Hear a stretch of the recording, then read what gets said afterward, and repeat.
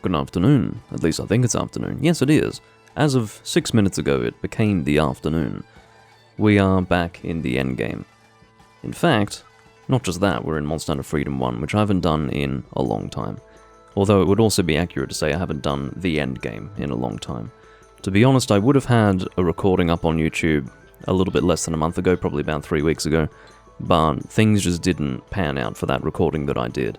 The vicissitudes of live streaming are such that you can either have a swimmingly excellent recording, almost at random, or you can have multiple things go wrong and you end up with an absolute plonker of a fucking recording, which is what happened that time. But anyway, I'm going to get my chat up, and then I think I'm going to be hunting 2-man with AJ. AJ is one of those people who, when he is available, is able to basically sustain an entire live stream with his presence, because the reality is that if I play a game like Freedom 1, I'm not necessarily going to find anyone to play with at all, and if I do find people to play with, they may or may not be available for an entire live stream's worth of gameplays, so yeah, it is very helpful when he is able to join. Of course, most of my online experience with Monster Hunter is hunting with random people, so I do feel somewhat spoiled to be able to have someone who is consistently able to play with me. Of course, I've had friend groups that I've joined in the past to play Monster Hunter with, but I've always found, with previous games where there actually is a decent community of people to play with, it's just as easy to play with random people. Unfortunately, not that easy with Monster Hunter Freedom 1. Although it may depend on the time of day. Let's figure out what we want to hunt. Oh, apparently they're not G-Rank, okay. You can see that there are 2 people currently on a quest, and they've now just been ruled out as prospective companions, I guess would be the word. I only have a tiny bit of Paddy whiskey left here. A bit heartbreaking, but that's alright. It's Irish whiskey, and a rather flavoursome Irish whiskey at that. It's sweet, but not in the sort of sickly sweet way that a bourbon would be. It's got a sort of, I don't know, natural sweetness to it. And I suppose there would be a natural sweetness as well too. Yeah, it's the wrong word, isn't it? Natural sweetness. It's unspecific and unhelpful, so I would like to withdraw that adjective.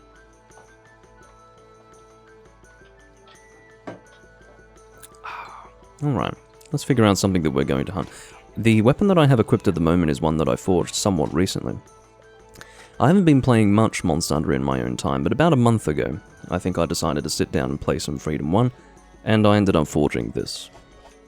It is my second Gravios Lance. The first one is actually a poison-based one. This is a fire one, so you can obviously see this is Black Gravios, whereas, obviously, by process of elimination, you can understand and assume that the other Gravios Lance would be standard Gravios, which deals the poison damage. Both of them, I think, have roughly the same raw damage, but obviously this one is quite elementally effective. Let's see what we'd like to hunt. No, I'm not playing the F1 DX version. I don't really want to kill Lao Shanlung before Area 5, to be honest with you. That was not really a feature of Freedom Unite Complete that I was interested in, and indeed I don't have that feature on my version of Freedom Unite Complete, so I don't really feel the urge to port that to Freedom 1. So, there you have it. How about we do 50 White Velociprey? Yes, indeed, this is before the introduction of Geoprey, hence White Velociprey. It was very odd that White Velociprey existed before there were snow locations, but anyway, let's not go into that. I'm just seeing here that I've got a multi-Gypsaros hunt that I've not actually completed, so we might do that. And it also is in keeping with my weapon at the moment. I do still need to eat, so that is something for me to organise for myself. But, yeah, once I do that, I think it's Gypsaros time. So they should be individual Gypsaros monsters, and I suspect that after we've killed 2 of them, we'll be able to deliver a Paw Pass ticket. If instead we are meant to run the timer out, that would be awful. And AJ, if you know whether or not we're meant to run the timer out, or if we are able to deliver a Poor Pass ticket after 2, please let me know. I don't think I'm willing to do a 50-minute Gypsaros hunt. That would be miserable. It's a timer run-out quest. No wonder I haven't done it before. Okay, let's not do that. I've changed my mind. I will, while I'm here though, go and eat.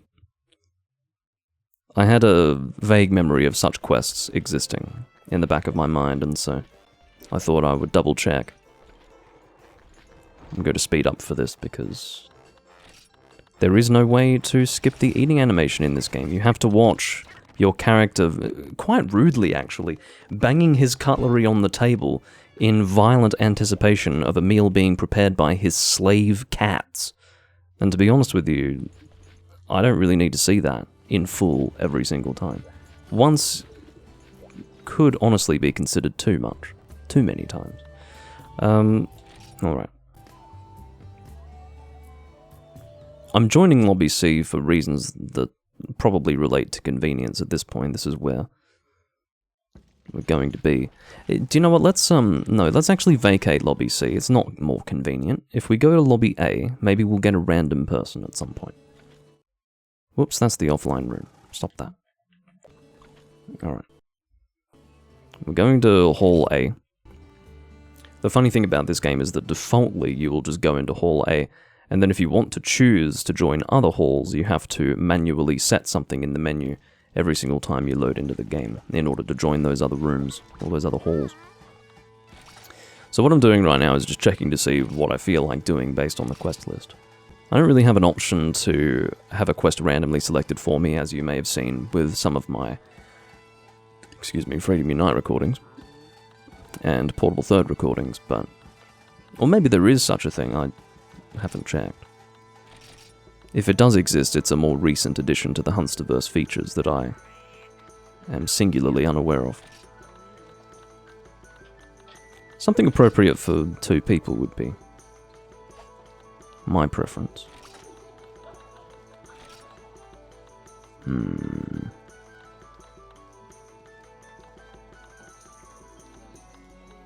Seeing as though I feel like doing Gypsaros suddenly. No, maybe I don't feel like doing it. What if I bounce with this lance? Yes, I do have white sharpness, but I somehow don't trust this game. No, let's do it. I think I'll be alright with white sharpness. Let's do Gypsaros. It's going to be double Gypsaros.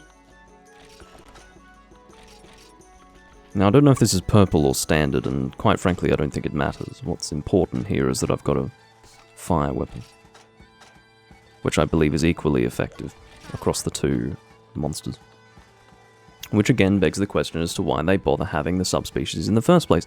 I don't really need to see a purple version of him. It doesn't do anything for me. I'm not suddenly under the misapprehension that I'm hunting a different monster because you've made him purple. What I want is to have to prepare differently for this version of the monster. I don't want to just bring the same shit. It's like Blue Yankaku.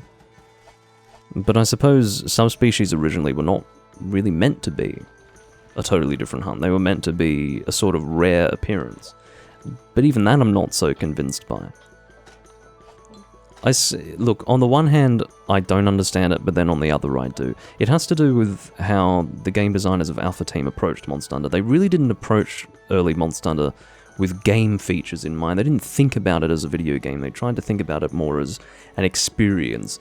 It was very theoretical. Like, for example, I'm sure they had it in their head that, oh, well, in the wild you'll occasionally have a sort of permutation of an animal that's different from the rest, and so they're trying to express that in this game, but they don't even go beyond that and consider how to make that more exciting from a video game player's perspective. They just fucking shove them in the game. They shoehorn them in the game and go, here you go, here's a Kutku that's blue instead.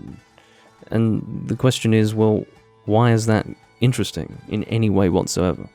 And obviously it was such an afterthought, such an incredible afterthought, that they didn't even change the name. They didn't give it a separate classification in the monster list. They didn't do anything. They just shoved these subspecies in the game. Anyway, my point is that it would be nice if these various subspecies that I'm currently complaining about did have different elemental weaknesses, but I entirely understand why, in this period of Monster Hunter, they didn't even bother with that. Like, why would they?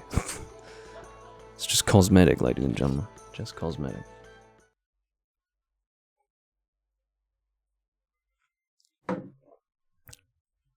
Alright, I'm going to take the chat off the screen because it doesn't need to be there, but I'm not going to enter the game settings screen during the loading screen, because I believe that when you enter the game settings screen while online, it does very briefly disconnect you from the internet, right? So it's not usually enough to properly disconnect you from the session, but it will suspend the software from a network perspective. And if you do it for too long, I think it does disconnect you. That's either an old wives' tale that I've concocted within the strange inner workings of my own mind, or it's entirely true. One of those two things are what's going on here. So, we do have two Gypsaros here. Usually they're not that difficult to track. We're already engaging one of them here. Obviously I don't really want to deal with two at the same time, but we'll see how we go. Oh my god, it's a purple Gypsaros. And he's absolutely gigantic. Look at the size of him. This is a Gold Crown Large. I don't think I've ever seen a Gypsaros this big. I can't believe what I'm looking at. Oh my god. Do you find this terrifying? Because I do. You know, when you're used to the monster being about half this size, it is actually scary. It feels like a special event quest. I'm just going to check the volume of the game. It is a little bit loud, isn't it? I'll drop it back just slightly. Just slightly. I'm happy for it to be loud, but... yeah. Having it quiet is less risky, you know. But as they say, sometimes you need to risk it for the biscuit. I do find that some of my live streams are too quiet in terms of game volume. But this ends up being a result of me being abundantly cautious. I don't want to be drowned out by game sounds at any time. This Gypsaros is so colossal that his tail actually goes over my head when he swings it. Which is honestly unbelievable, but it's happening. I'd better believe it because I just watched it happen. Yeah, there's a good example of why the pecking attack, which is obviously something that both Gypsaros and the Kutkus do, Garuga as well. It's a good example of why it can be quite dangerous against a person with a shield. That's why it's repetitive and quick.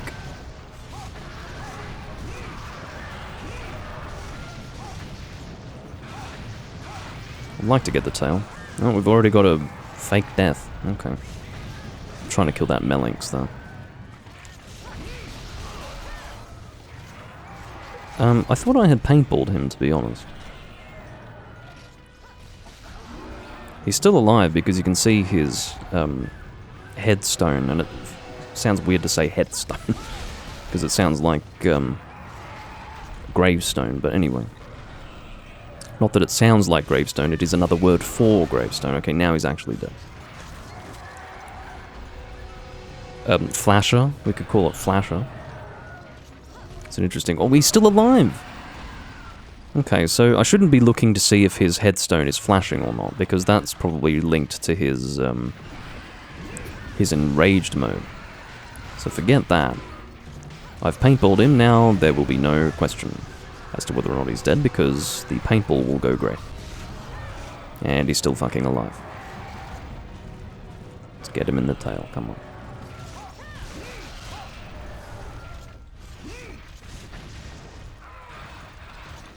I should have realised immediately when I was trying to walk into the body to carve it that he was alive when I was being prevented from walking into the body. That's, whatever. I'm sorry, this is absurd. This shouldn't be happening this early on. Do you know what I mean? Like, I feel like whatever level of health he had reached when he first started pretending to die was way too soon. It's fucking annoying. Oh yeah, Mad Duck, I don't know when I'll be doing Breath of the Wild. Again, the priority is so low that I really don't know.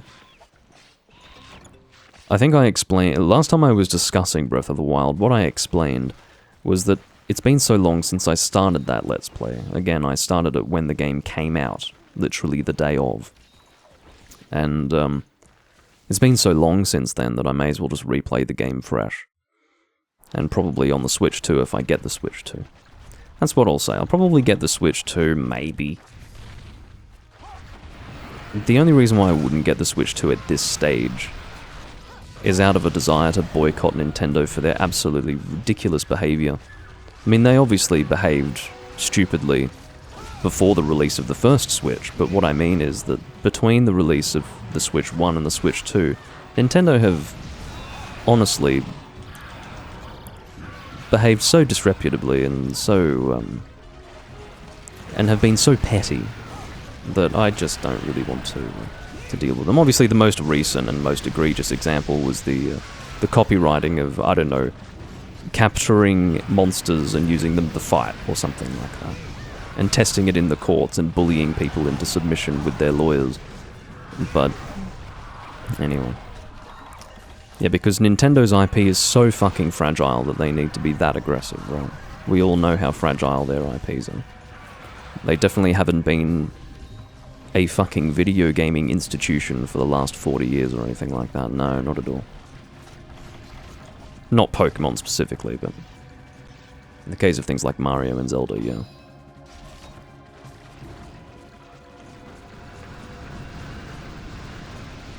Anyway, yeah, so I would very much like to boycott Nintendo, but if something comes along that I really desperately want to play on the Switch 2, maybe I'll get that, but even as the words form in my mouth and I enunciate them, I realize the likelihood is so low that there's going to be some game on the Switch 2 that I'm going to want so badly that I'll get a Switch 2, but yeah. I was just thinking that in the event that I did get a Switch 2, it would be good to play Breath of the Wild on that. But I could, of course, just get the game free. Well, not free, but very, very cheap. And put it on my Switch. That I do currently own. And I could get it for free if I'm modding my Switch, which I may be doing at some point, because a long-held desire of mine has been to transfer my Generations Ultimate save onto PC, which is only going to be possible if I mod my Switch. The plan, of course, was to transfer the save file, and then modify the save file to be playable in Double Cross in the emulated version.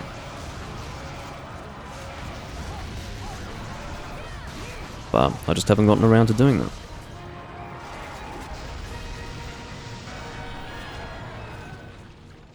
Alright. That is Double Gypsaros dead. Of course, the second one caused much less frustration and inconvenience than the first one. I don't know what on earth was going on with the first one. He was just an asshole. I couldn't get over how big that one was. This one is more appropriately sized, but I've seen them much smaller than this. That previous one was basically deformed. That's how large it was. I bet he was rejected by his brethren.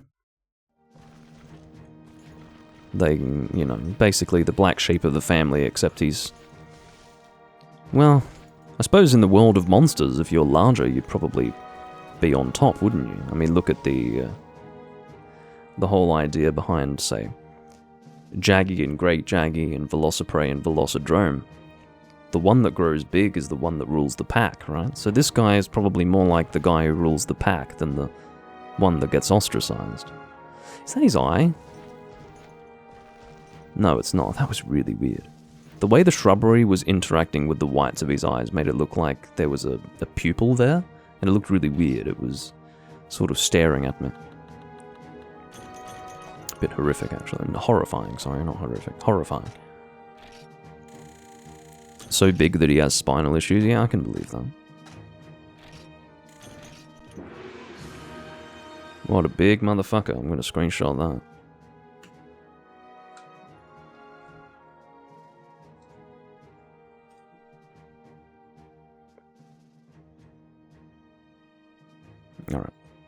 Just thought I'd share that with the Discord. It's huge. Larger than my last gold crown. I wonder if they get bigger than that. Of course, there are gradations of gold crown. Like, it's not a single size. You can get bigger and bigger gold crowns as you continue to hunt, but I don't know if they get bigger than that. I feel like that must be the max size. I think it would get a bit ridiculous if they could get bigger than that.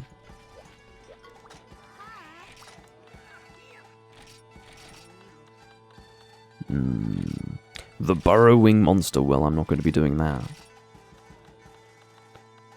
Yeah, I've got two really well, I guess if you include the gathering quest, the Paw Pass ticket quest, I've got 3 pretty shitty quests that I haven't done. We've got hunt 50 Geoprey, white Velociprey as they're called. And we've got hunt so many Gypceros that you run the timer out. Awesome. It is not even remotely mysterious as to why I've not done these quests. I needn't wonder.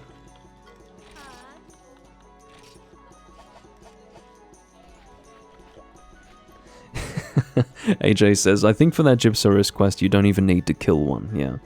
Well, if the objective is to run out the timer, then yeah. Maybe there's a... Wait. No, do you think that's true? That would be really funny if so, AJ, but if you think about it, like, if you're...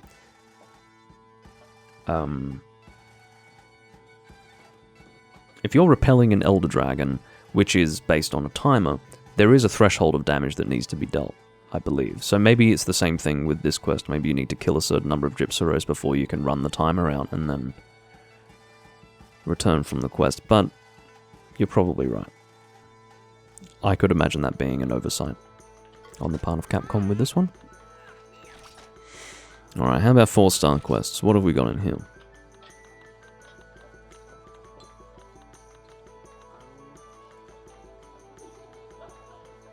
How about 2 Kezu?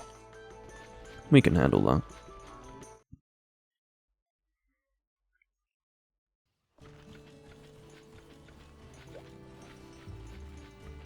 I am feeling a little bit parched. I might have to get some water soon. I'll probably do another quest before I do that. How about we bring a greatsword? And I will bring Auto Tracker for this quest because honestly, when I was talking about Gypceros being fairly easy to track, the same absolutely cannot be said for Kezu.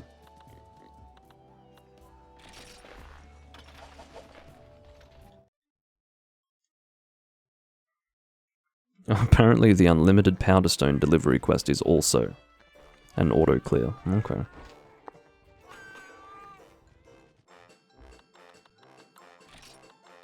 I suppose that would come as a relief to whoever was doing that quest, that their time had not been wasted. Look at this impatient bastard.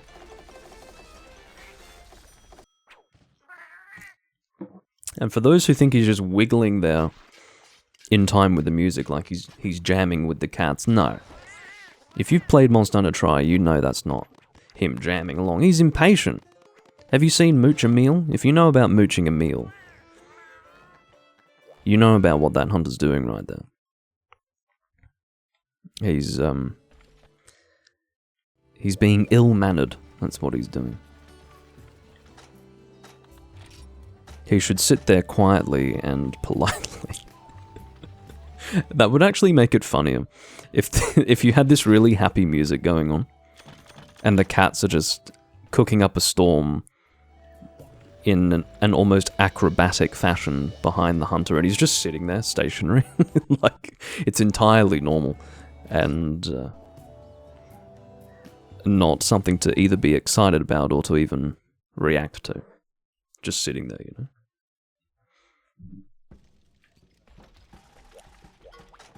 These are the sort of mods that we need for Monster Hunter, not shit like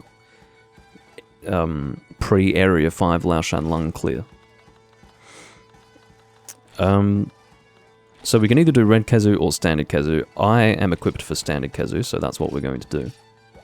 I suppose Red Kezu would have been a little bit more fun, but just because it's a different elemental weakness to the previous quest. We're doing 2 fire weak monsters in a row. Not too bad. because I'm using a different weapon, but in hindsight, yes. Or upon reflection, yes. I think Red Kazu would have been a little more fun. Might do it later on.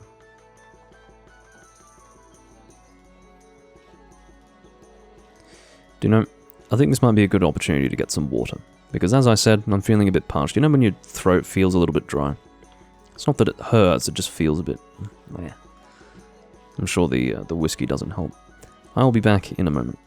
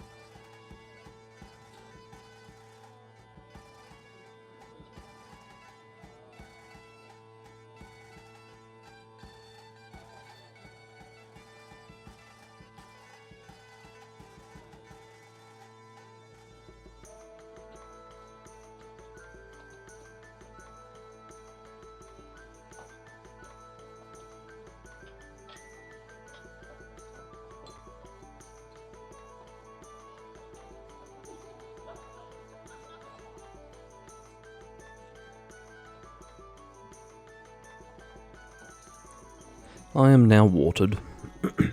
Hydrated would be the technical term, but let's say watered. Like I am a plant.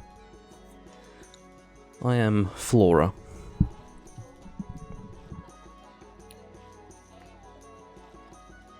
It's a lovely smell.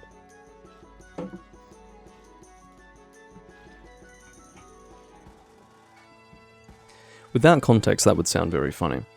I'm describing myself as flora, and then I say that's a lovely smell. The context, for those who might be listening audio only, is that I had a little bit of a nose of my whiskey. It is in a nosing glass. That's what these are actually called. Glencairn has become a little bit of an institution. This is the word of the day. Institution. It's become very prevalent now, and so Glencairn is now the name of these glasses.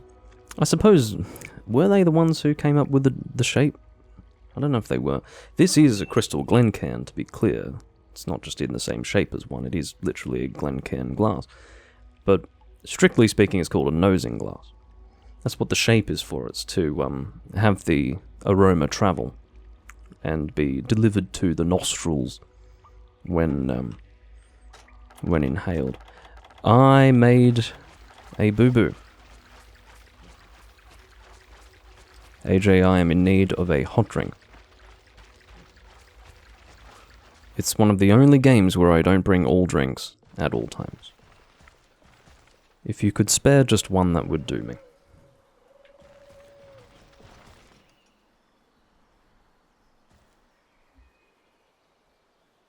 Oh, we've both made the same mistake. Very well.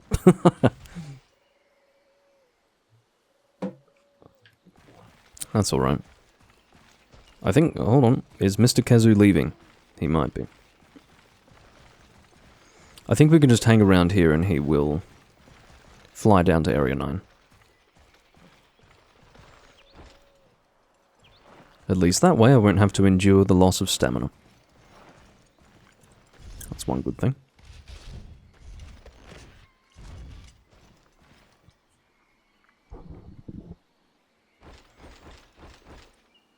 You'd better be leaving now. Looks like he is.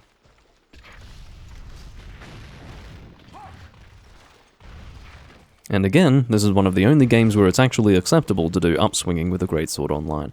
Although you will still encounter people complaining about it, if you're not sparing in your use, or at the very least if you're not methodical in your use of it. Because to be honest, there is no good excuse for upswinging your teammates. Just because it's one of only 3 possible attacks that you can do with a greatsword doesn't mean that it's okay. Just means it means that it's slightly less bad than if you're doing it later on in the series, where you can actually... What is going on? Why is this Kazu so gigantic? One of us is attracting very large monsters. That's what it seems is going on. It's unbelievable. Now, this one is not as unusually large as the last Gypsaurus was compared to its ordinary size. But this is still definitely a Gold Crown large. This is a big Kezi. You can see how fat he is. He's been overfed. Sorry, I don't have bombs on hand. Oh, you're just dropping a trap. Okay. I'll do a wake-up hit then. Yeah. And then, because I was thinking we wouldn't want to wait until he's in the trap. That would wake him up. So I did the wake-up hit before he goes in the trap, and then we can enjoy double damage from Pitfall Trap. And to just reiterate there,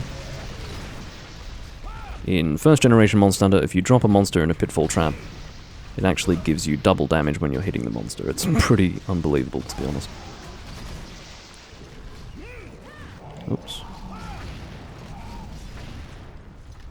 The combo you're seeing me do here is the ideal combo for the Greatsword.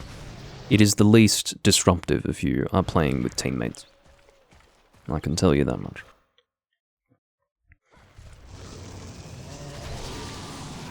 Now, if you're... what's the word? If you're languishing in bad button registry hell... What's the... no, there's another way of saying that. Let me think. If your input detection is poor, it is more reliable to do an upswing than just pressing the circle button. I, however, do not have that problem. There is something that you can install which basically well, it mitigates some of the input detection issues that people experience, but very strangely, a lot of people describe it as not actually doing anything, right? But I do not have that issue at all. I can play Monster Hunter Freedom 1 with this mod in pretty much the same way that I would play Monster Hunter Freedom Unite in terms of input detection. And I've had people respond to that with incredulity, and in some cases, complete disbelief, like they think I'm lying or something. No, seriously, it is with utmost pleasure that I can tell you, I play this game with absolutely zero input detection issues on the North American version. So, yeah. Whatever is going on with that mod, it works fucking wonders for me. And then other people describe it as almost being non-effective, or ineffective. I suppose the evidence that I would give you for it is that you're never going to see me just sort of awkwardly stand there looking at the monster when you would expect me to be attacking. Whereas if you were to watch me play the game, say, 4 years ago, you would have seen a lot of that. So, yeah, it's very comfortable to play with this mod. But yeah, and I don't really remember what it's called. I'm sure it doesn't have a very fancy name.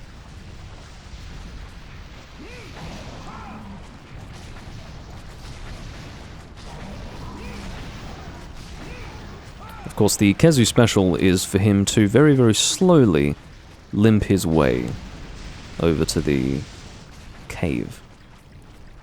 He will drop down, limp, fly off, drop down, limp, fly off. I suppose it's an opportunity to kill him before he gets into the cave, but it's also very, very slow going for him to get to his weak area. It takes some time.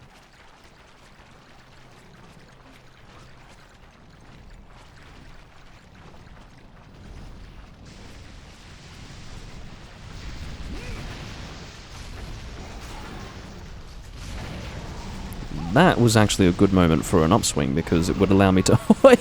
Now, I don't know if that was me or if that was AJ. It was probably AJ. It's just that I neither saw nor heard his shots, but I suppose that was him. If it was me, though, that would be pretty special. Especially considering that that would have been lag compensation rather than me actually hitting it on my screen. But anyway.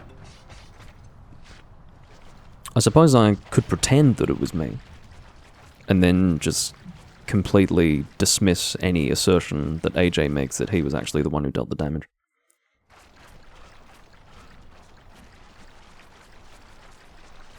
Living in denial, ladies and gentlemen. It's the best way to live.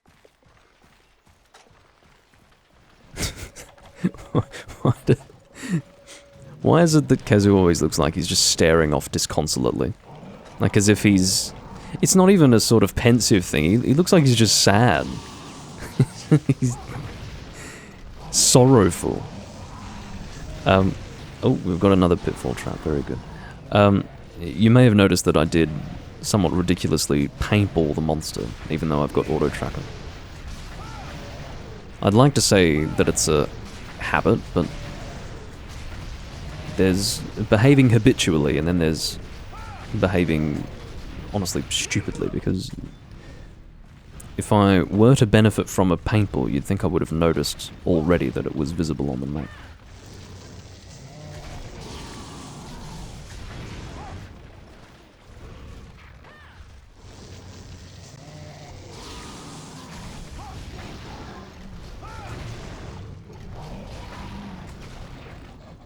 Obviously, the more swings you can get on the face, the better.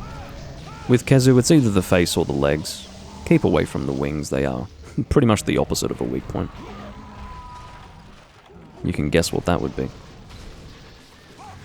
But the point is that it doesn't really take much physical damage, doesn't take much elemental damage, it's best to be avoided.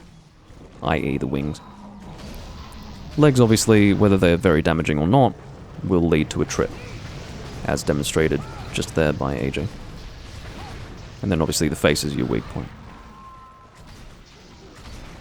And I wouldn't say the face is very dangerous to aim for with a Kezu, except for that attack right there. That's pretty much the only attack that's going to get you, where he extends his face.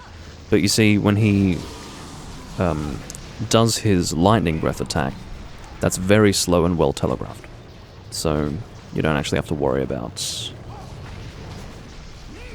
getting hit by that unless you're very, very heavily committed to an attack on the face, which you shouldn't be, in my opinion. Should be ready to get out of there at any time. Ideally.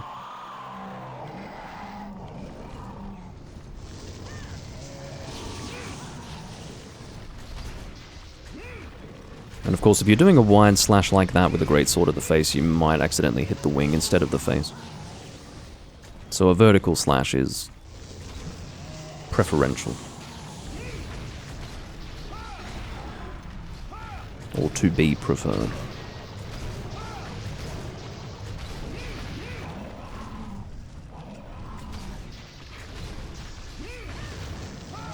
I think I managed to get the face with that one. Getting some excellent knockdowns because AJ is assiduously aiming for the legs. He's been quite consistent with that. It's a good use of normal shot, of course, because you've got very focused damage right on the specific point you're aiming for. You wouldn't be using Pierce on the legs, that's for sure. Well, there's a good example of hitting the wing when you actually want to be hitting the face.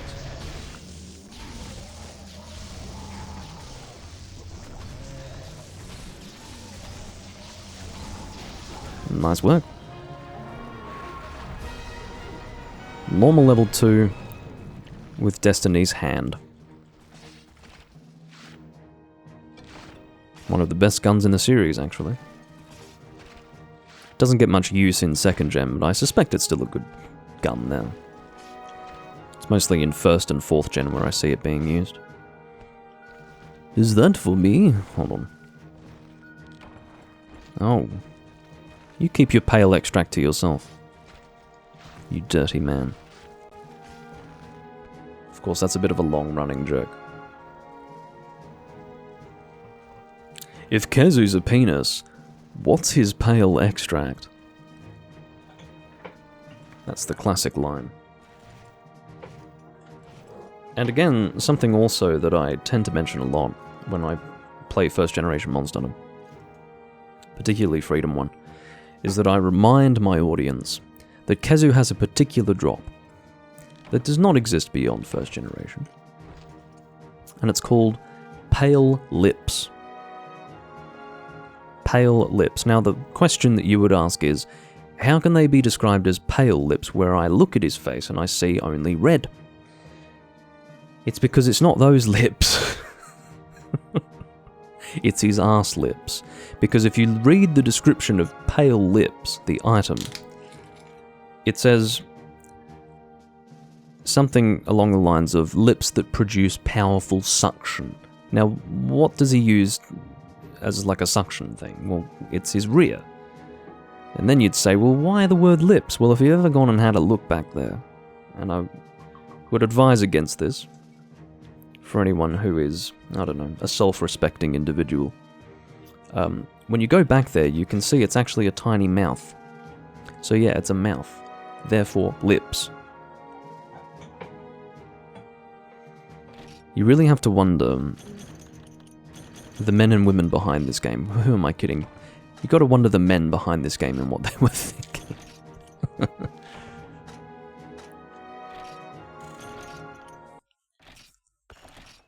Gotta love the Japanese. Kushala in the chat revealing what pale extract is. Thank you.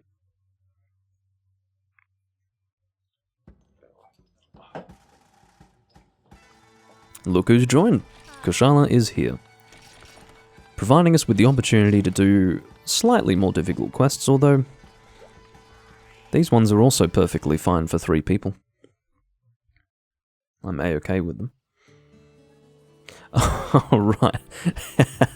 I hadn't even considered that. When I threw a paintball on the Kezu, I was, reprimanding myself for how unnecessary it was, and then I realized, well, hold on. Actually, there's another person who doesn't have auto-tracker who can benefit from it. It just goes to show how I should never be described as a team player. I'm pretty much the opposite of that. As evidenced by the fact that I never bring life powders, ever. Ever. The only time that I bring life powders, and they're not even life powders, is when I bring Dust of Life in 4 Ultimate. And I think also Generations Ultimate, because it's easy to get them, right? And they're much more effective, and so I bring them. In those games, you get a shitload of Dust of Life for free, so... Or at the very least, they're easy to trade for, so... I bring them, but... In the other games, I just don't bother. Sorry, not sorry. I'm a nasty human being. Alright. What the hell shall we find now? Maybe something for 3 people. So I was about to say, for example, Diablos. And then I realized that I never want to hunt that monster when I can avoid it.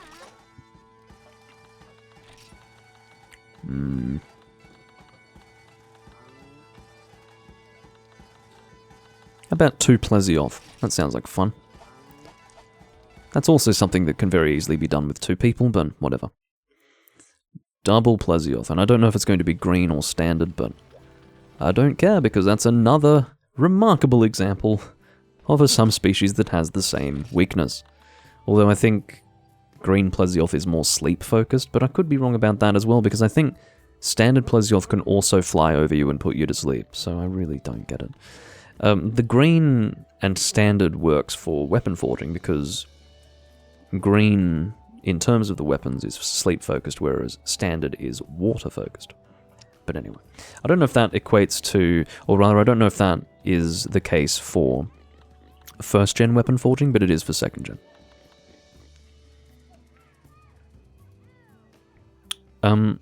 I don't actually remember anything going wrong with Black Gravios. Did something go wrong with Black Gravios? Was that my attempt at playing Freedom Unite last time? I don't remember.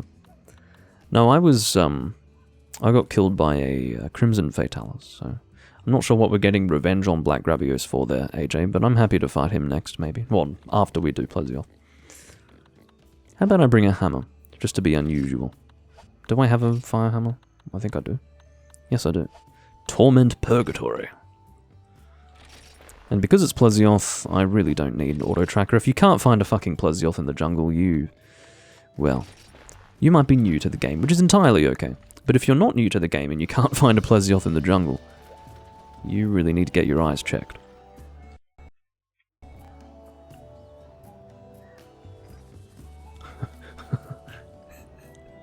Okay, apparently when we last did a fight with Gravius, you told everyone to bring dragon weapons and you did no damage. Yeah, okay, because he's not weak to dragon. That is awkward.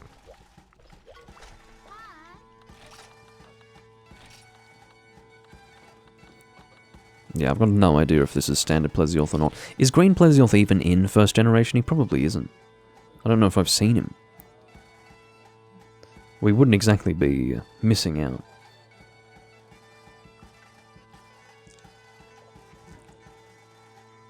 I'm not going to be lamenting the absence of Green Plesioth.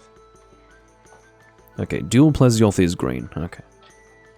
Well, guys, get ready. You were previously getting ready for standard Plesioth, but now you have to change everything. It's time to get ready for Green Plesioth.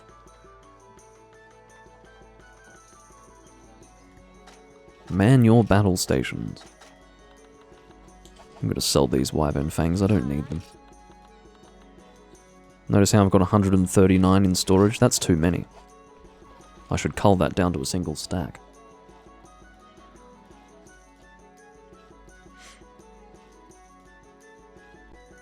Oh, there's a quest called Dual Plesioth? Well, what's this one? Yeah, it's this one. It feels so strange to look at HR requirement 3 and then realize that that's G-rank. It feels totally wrong. Of course, I'm HR 5, but yeah, 3 through to 5 are all G-rank. Hold on. Take item. What are you giving me? That'd be right. Not at all predictable. Not at all predictable. Well, I've got something for AJ.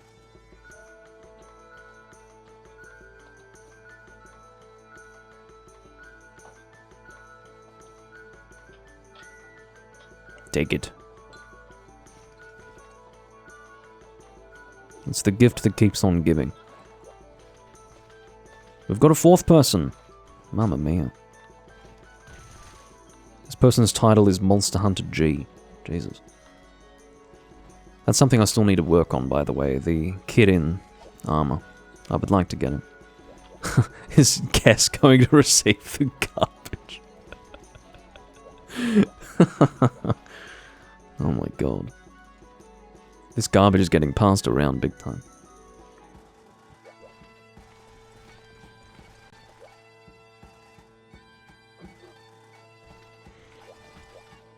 Do you think AJ just went up and... Ooh, what just happened there? Disconnection. I'm happy to wait a minute or two for this person to get themselves organized, but it doesn't bode well for the hunt if they... are already disconnecting and we haven't started.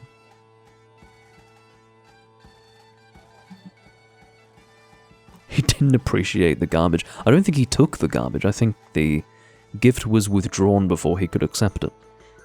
That's what it looked like on my screen. It would be hilarious if he rage quit because he was given garbage. It sounds entirely implausible, but I can assure you that I played with several people in Monster Hunter Tri who would have done exactly that. There were some extremely emotionally unstable in the original. There were some extremely emotionally unstable people in the original Tri community. At least in the European version. And also the 3 Ultimate community. Kess said, no cum. Okay. As in C-U-M.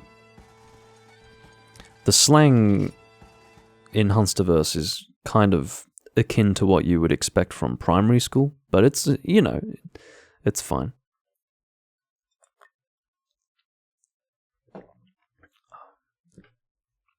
Nobody actually writes C-O-M-E, everyone just writes C-U-M. That's fine. It's mildly amusing. But maybe not for the right reasons.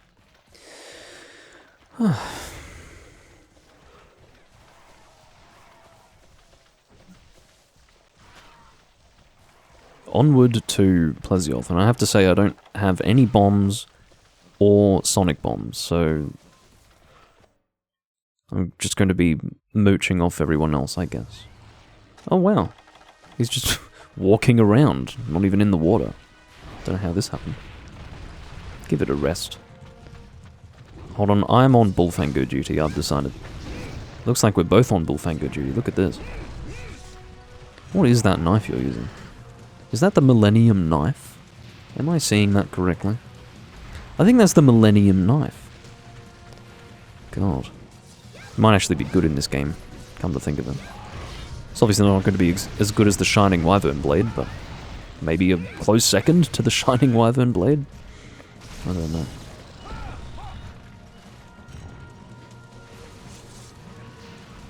Nope. Bullfango. You get out of here. This hammer looks very dangerous, doesn't it? Imagine this thing in real life. And you know, the spikes actually look more like barbs. Which checks out, because to be honest, this is a recoloring of a poison hammer. So... Wait, no, that's not true. The standard Gravios hammer was not poison, it was raw. So I do stand corrected, by myself. It was not based on a poison hammer, but it should have been. Or maybe there was also a purpley one. Maybe I'm going crazy. Do you think there are 3 versions of this hammer? Oh my god. It all gets very confusing. The more years pass, the more confusing it gets, especially as you play less and less Monster Hunter. Again, as I said, I haven't been playing much in my own time, so... There you go.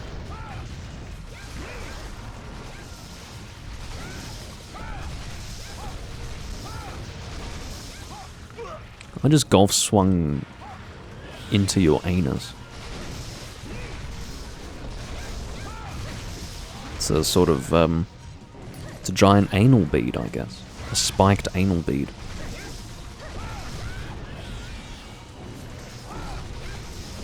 Ethan called me an anal bead once. It was not a kind thing to say. Ethan hasn't really made an appearance on these live streams recently. I'll have to change that. He's been very busy. We haven't hung out recently, but yeah. Those of you who know him, I'm sure you can imagine him saying, "You fucking anal bead," except not with an Australian accent. To be clear. But if he were Australian, that's how he would say it.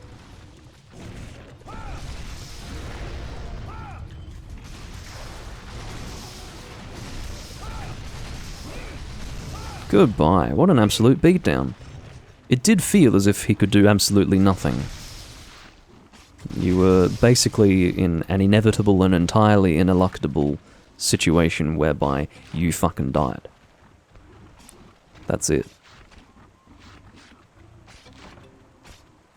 Giant lobster shell. Ladies and gentlemen, that is actually a rare item. Giant lobster shell is basically the plate of a Plesioth. It's one of those items that feels like it should be easier to get than it actually is.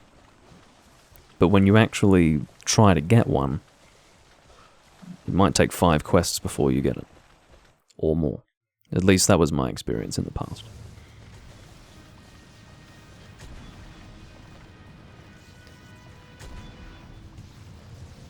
Putting Kezu to sleep in the water. No, sorry. Putting Plesioth to sleep in the water, that would be interesting. Okay. He's sleeping in the water. Hold on, screenshot. I need to screenshot this.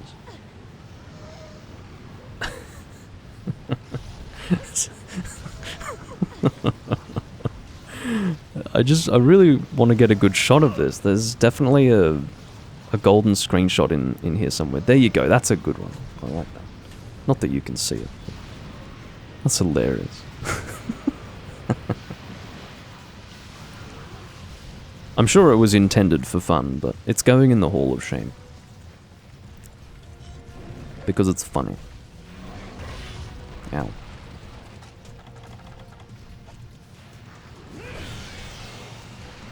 I'm not going to bother healing up. Especially not with a frickin'... Oh, I'm bouncing. Yeah, not with a pitfall trap ready to go.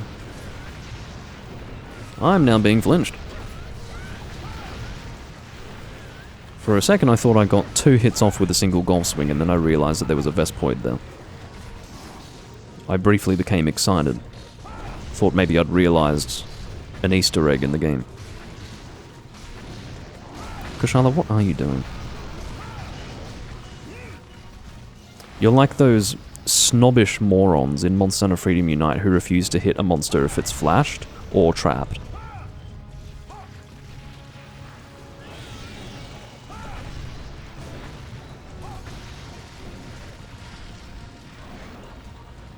Keeping away from that hip check, though.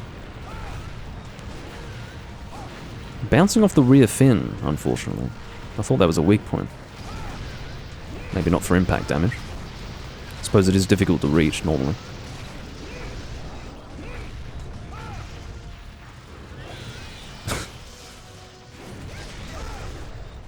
Oh, I see. I didn't realize that Kushala's actually got a paralysis weapon.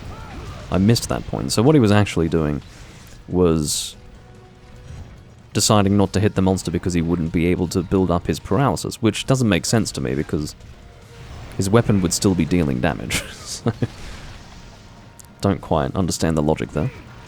If you were shooting paralysis shots, there would be a slightly better case for that. Even though, paralysis shots would be in limited supply. They do still deal damage, but there would be a reason to not shoot because it would be a bit of a waste of ammunition during the paralysis, but to not swing your weapon, that's a bit strange.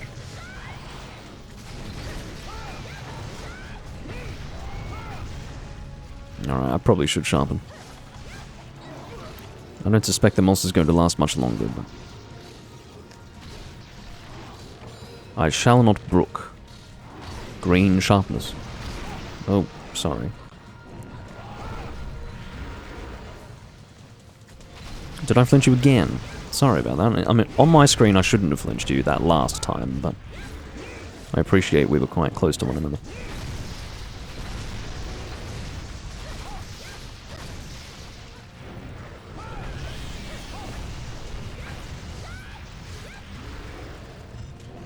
Well, we could have had 4 people, but apparently that guy died. Or he discovered that he was unable to ejaculate, one of the two. So, stuck with the terrible threesome. Maybe I'll find a different word to use than threesome, but still. The terrible trio. The trifecta, the triarchy.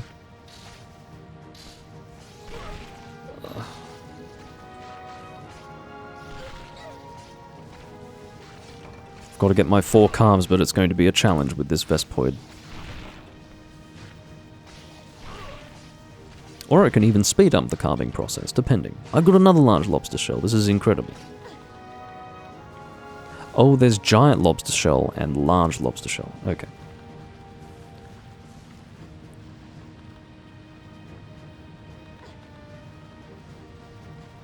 Well, this is interesting. So large lobster shell, or maybe this is great lobster shell, not giant lobster shell. That's weird.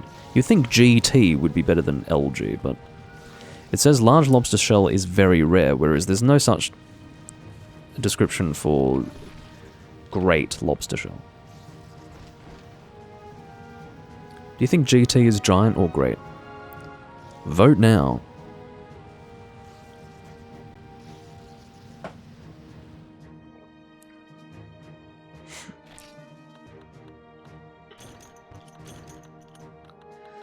Yeah, I suppose I'll take Monster Bone Plus. Bomb Arowana? No. No. Ain't nobody got time for that.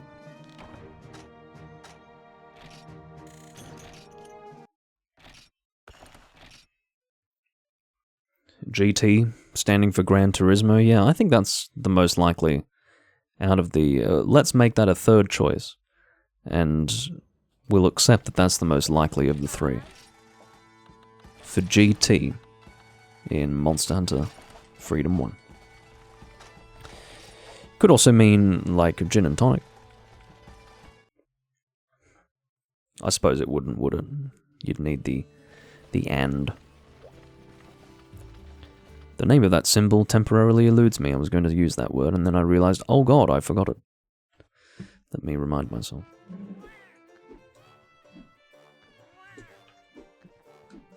Ampersand, yeah. No one says ampersand anymore. Back in the day. I think, yeah, most people say ampersand.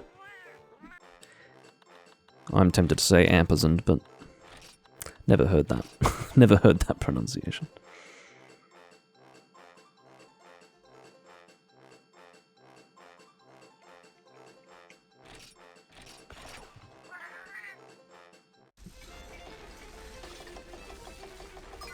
Alright, time to skip through this. I think you've seen enough cutlery banging for one day. What should we do next? Does anyone have a Kirin quest that doesn't involve two of them? Do we have any single Kirin quests? Does such a thing exist? It might be DLC only. Because I would like some Kirin materials. I'm not saying I would enjoy the fight, but... G-rank Kirin is 2 only. Okay. And there's a strategy, isn't there, where you sort of hang back, let them walk in for a while, and then shoot one of them towards you, and then you can fight them one at a time. Do we want to give that a try? I say we give that a try. Because, yeah, it wouldn't be much of an upgrade. So essentially what I would be getting is a Kirin version of this armor set. The improvement would be in terms of defense, but in nothing else, really. But I find it to be a more attractive version of this set. This one's still fine, but... yeah.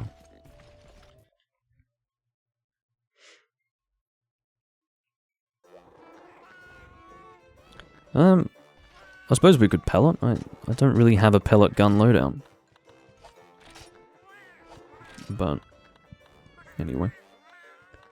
I was planning to use normal shot, but maybe that's not very effective.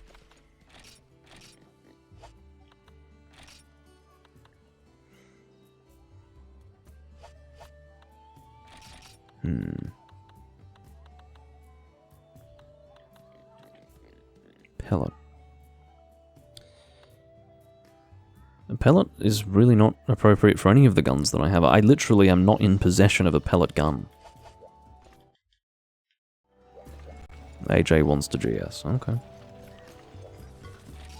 Well, I certainly won't be doing that. Therefore, I should just bring normal shots, I suppose. And I guess just for the sake of mobility, I'll use profusion.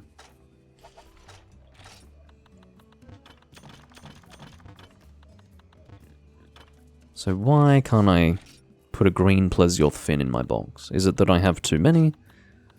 Or is it that I don't have any and my box is full? I don't have any and my box is full. Wait, no. Okay, I've actually got a stack of 99 of them. As for Pale Extract, I think I don't have any in my box. I believe that isn't. No, actually, that is probably a full stack. However, it's probably something like 5 or 10 in a stack, which is fucking annoying, but anyway. No, it's 20 in a stack, but that's enough. I'll sell what I've got. The light bow gun for pellet is Dead Parasol. Well, I'm not too surprised to hear that it's a parasol in this game. That's what I use in 2nd gen. I don't have the Lost Umbrella, though, if that's still a thing. It might not be a thing. It may not exist. Okay, I will use Profusion with Pellet. Don't know if I'm bringing combination materials. I really ought to, if it's a double kit in fight. What am I doing? Alright, what are the combination materials for Pellet again? Let's see if I can remember. All on my own. It's not working.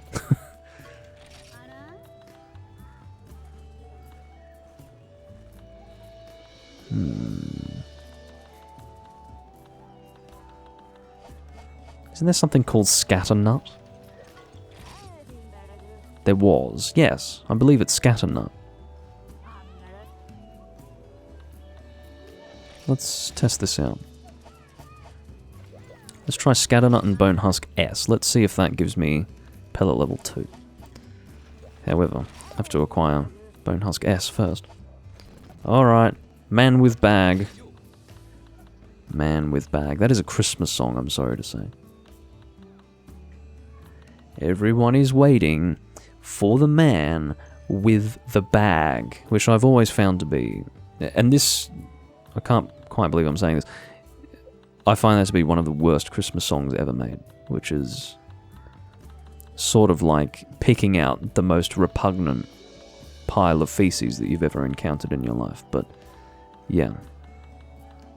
To have reached a point where, in pursuit of uniqueness, in a sea of mediocrity, you have to be so unspecific as to say that people are waiting for the man with the bag. I mean, that could be anything. That could quite literally be anything. The man with the bag. I can't fucking believe it. Anyway, sorry, it's been some time since I've ranted about that terrible song, and it just suddenly happened upon me in my mind. I felt ambushed, almost, intellectually ambushed by my own use of the phrase. Anyway, what am I looking for? Bone husk S. I can't believe I'm struggling so much to find this item. Why does no one have bone husk S for sale?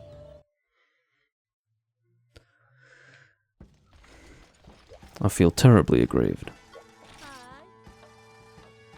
If you don't have bone husk S, I swear.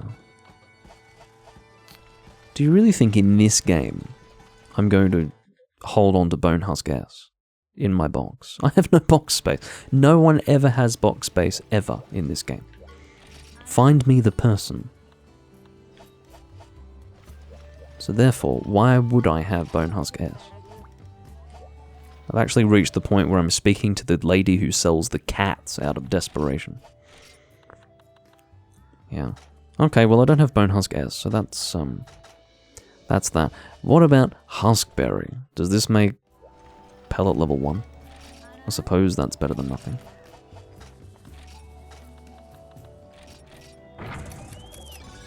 It sure does. Okay. Let's bring that. I do resent this game sometimes. You're gonna make me fucking farm bone husk S, you fuckers. Absolute mongoloids. I'm not buying Battlefield 6. I haven't the time or the inclination. Is it even good?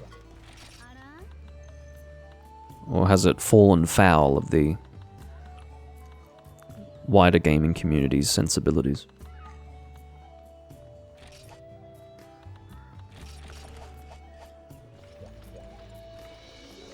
Best Battlefield in a long time? Okay. Well, since Battlefield 1. So almost a decade, I guess. What the fuck am I doing? I'm continuing into the online session to buy the rest of my pellet shots. That's what I'm doing. Not pellet! Why am I getting pellet shots? I really need to have my brain checked. I'm bringing normal shots, not pellet. We've established I don't have a pellet gun. What am I doing? Sometimes I do very strange things. I mean, anyway. Obviously there were neural connections that needed to be made. And they simply were not made, and then I started to... Oh my god. Let's sell all of this. I'm not doing any pellet, it's fucking normal shot, because I don't have a pellet gun, and I don't feel like checking to see if I can make one. And especially considering that AJ's trying to greatsword, it's not appropriate for me to even try to pellet gun right now. Fuck off, lady with the gigantic bowl on her head.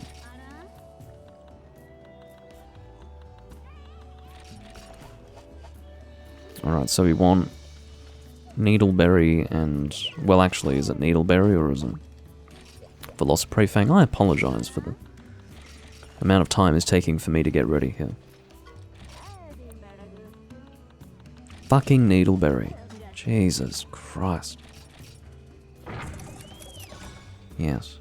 And then I'll bring some combo books, and then we shall be ready to go. What the f... Oh, I've already got them in my inventory. Very good.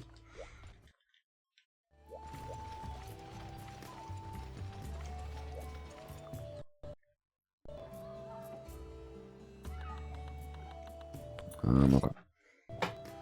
Best battlefield since Battlefield 4. The launch was the most stable launch since Bad Company 2. Well, that says a lot, especially in recent years with pretty much every single video game launching broken and unplayable. Or at least all of the AAA games. Well, that's very good. Kudos to EA, somehow. Or to whoever is developing the game. Is it still DICE? Do they still do it? What am I doing? Take item. No, I've got my cool drinks. But thank you for the gesture. Or the reminder.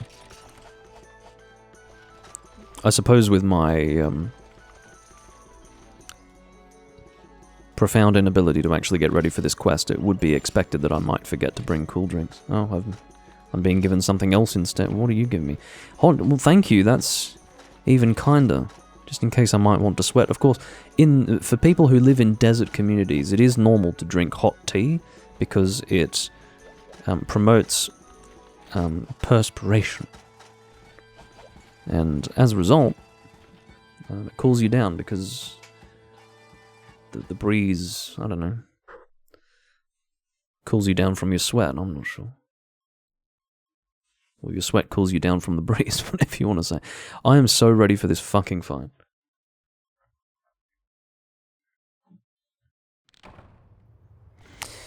Alright, so what exactly is the strategy? Don't we hang back, as I said?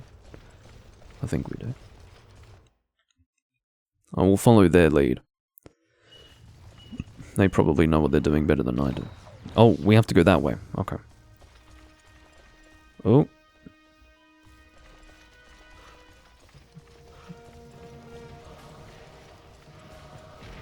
Fuck off. No, quick. Quick. Let's try that again. Because it seems that other kid spotted me. I was a little bit too slow. I did get hit slightly by... I apologize for this, especially considering that it took this long to get fucking ready. So... Well, yeah, so the idea is that we wanted to get over to the left as quickly as possible, but I was a bit too slow doing that. So, instead of fucking around with two kid at the same time, we will restart and have a successful hunt.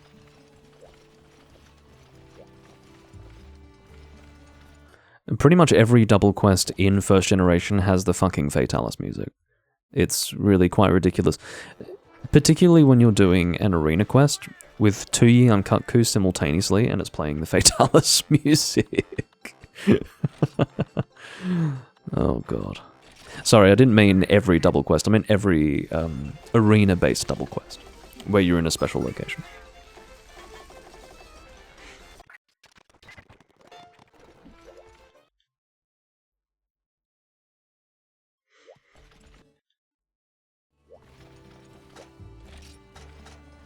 Alright. Let's try that again.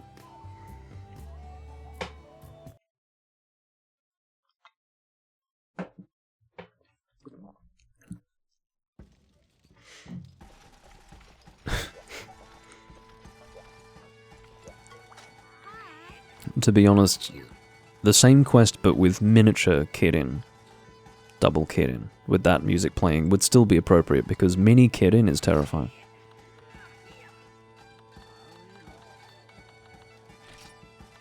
Where is that quest? It's not 4-star, is it?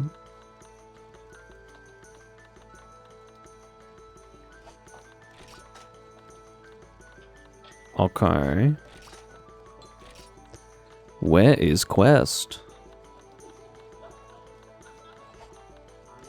Maybe it's on rotation and I just don't have it right now. I was sort of fascinated to see if I had the quest, and it seems that I don't for reasons that are at this stage inexplicable. It's an urgent? Well, it's not in my urgent list, I don't know why. I've only got Lao Shan Lung and the 4 Fatalis quests.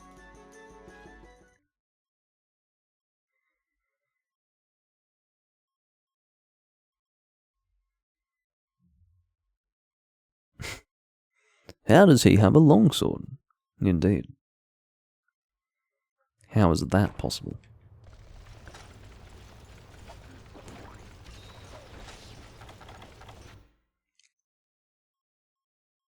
I'm not even going to use a cool drink.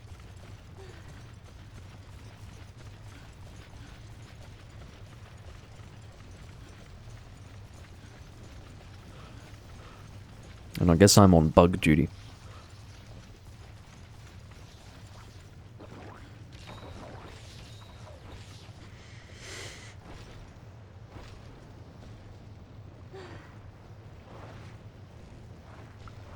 If I were interested in handheld gaming, yes, I probably would have something like a Steam Deck or that shitty MSI knockoff of a Steam Deck. But, I have no interest in portable gaming whatsoever. I think it's an interesting innovation. I think it's really cool. I might do it for something like visual novels, you know. If I wanted to play visual novels on the go, maybe I would do that. But other than that, like, something where you really do need a Windows computer in order for it to run properly. Do you know what I mean? So for visual novels, yes, I might do that, but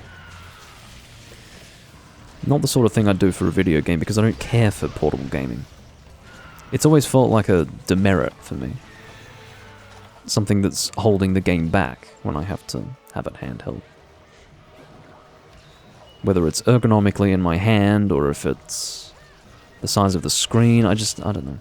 I like either a television or a monitor close to me, something like that. That's what I want when I'm gaming. I just hate Kirin with a passion, I really do. I fucking can't stand this creature.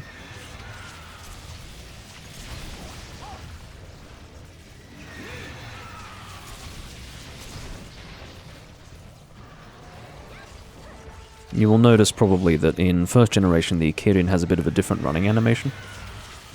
There's a specific animation where Kirin does like a little run forward. Looks a bit different.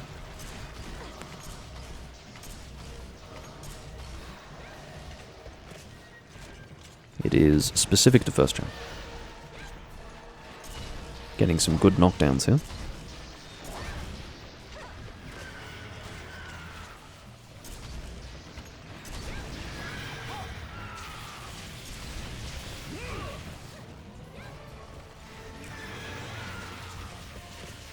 Xbox Ally?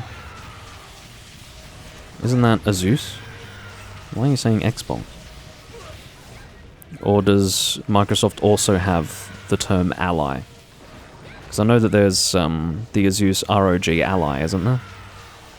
That sounds familiar. It came out this month. Well, it would be hilarious if Microsoft ended up with the same word. I can't imagine them being... Oh, it's an Xbox branded ROG Ally. Well, okay. I did hear something along the lines of Microsoft sort of unifying Xbox and PC gaming, which makes sense for them to do, given that they basically run the platform for PC gaming as well. Hopefully not forever. I hope we're entering the twilight years of Microsoft having a sort of monopoly over that, but haven't seen a credible alternative yet, unfortunately. Linux gaming.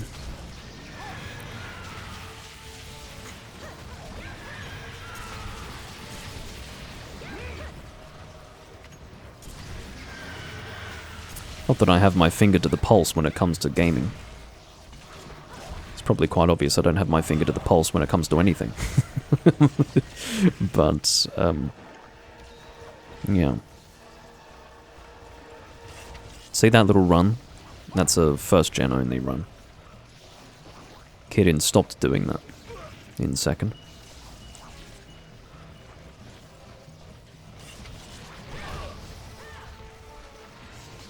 You wouldn't think that this stupid horse prancing around would be so effective in hitting you, but it really is. Look at that. I don't know how to describe it. I don't know whether to be impressed or disgusted by how effective that prancing movement is at hitting you.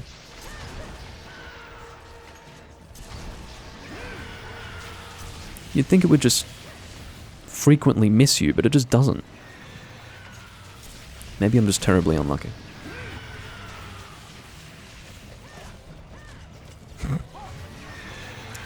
You should read back what you just said. Sony's attempt at a handheld was kind of funny. Just read that. Read that back to yourself.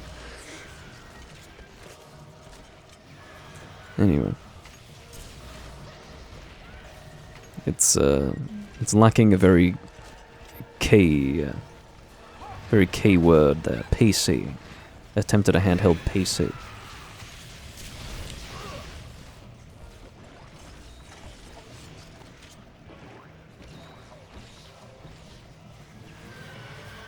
Sounds like they, well, according to Mad Duck, Sony's attempt at a handheld PC was something that could only stream from the PlayStation 5, which is actually really dumb. I mean, obviously not unprecedented, but the idea that you would be doing it now is ridiculous. It's basically the Wii U by the sounds of it. And of course the Wii U wasn't successful, and that was back in 2013, so the question obviously remains, what the hell was Sony thinking? But there you go.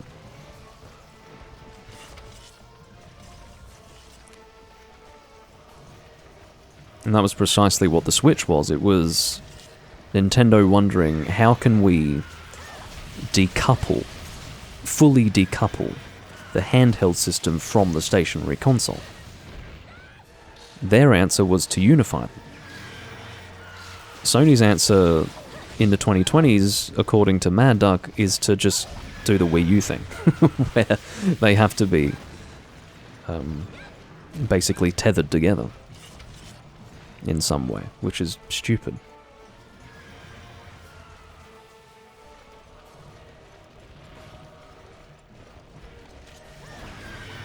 And that's pretty absurd. I hadn't even heard of that. But sometimes the Japanese can be a bit, what's the word? Out of touch with the modern world, I guess. But I mean, you can't simultaneously be out of touch with the modern world and then also succeed as a business. You have to sort of get in touch with the modern world and what modern gamers want, and that's obviously not what modern gamers want, and there has been a very, very clear historical example of the fact that gamers don't want that, and that is the Nintendo Wii U. Or maybe they thought it was not the system that was at fault, but rather the marketing and the timing that was at fault, which is kind of rich coming from people who had a failure of a handheld system at the same time as the Nintendo Wii U, i.e. the Sony PlayStation Vita. So, yeah. Funny shit. Funny shit. AJ's pinging for something.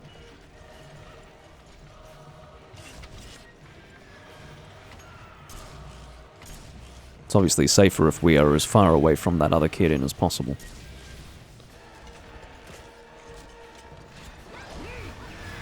I'm sure this would be over faster if I were contributing more. I have little doubt that I'm really not doing much.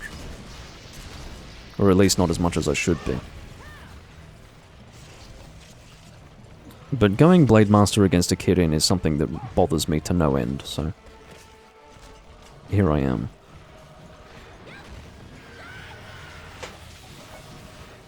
Sorry, I meant to be off the screen. I hate my current camera setup with my microphone, so I'm trying to limit how visible that shitty setup is. I'm doing it for the sake of the audio quality. So basically I've compromised on the appearance of myself on the webcam in order to sound better. Which is probably the right thing to do.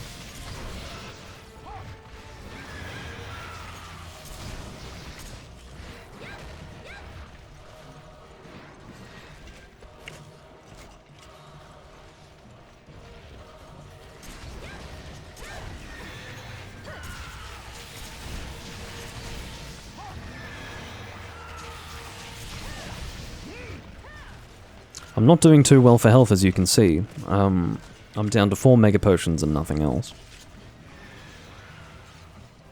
I have been able to benefit from some life powdering, which I'm obviously appreciative of.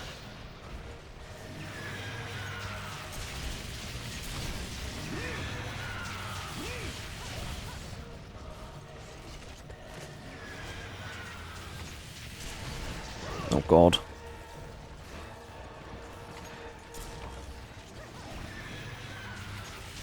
Why is it still alive? Now you know why I don't have any kit-in materials, seriously.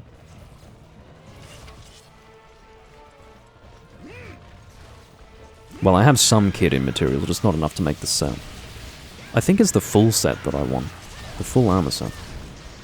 I'm certainly not going to be grinding it here in this recording. I appreciate that you guys are giving me a hand with this, but I'm not going to do it more than once. Because it's fucking shit. It's like pulling teeth out. Thanks for the life panel.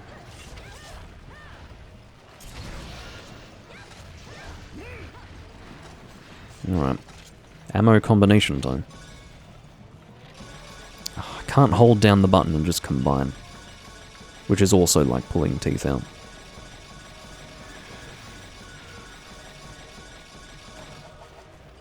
That was miserable. Oh, I'm being given something. Ugh. What's going on? Yeah, oh, sorry, yeah. For whatever you're gonna give me, I'm ready for it. Oh. You were giving me a lot of mega potions there. I currently have 3. I couldn't accept what you just gave me. I now have 2. This is quite dangerous. And possibly counterproductive. But I thank you for the gesture. Oh. Thank you very much. That's a lot of mega potions.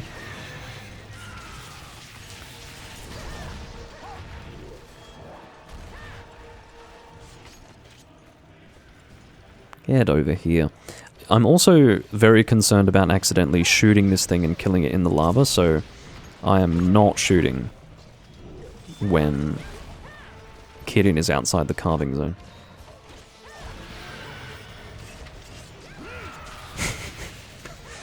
The other Kirin is chilling off in the distance while his buddy's getting jumped by 3 goons. I don't know if you could describe this as being jumped. We are very much being jumped by this Kirin.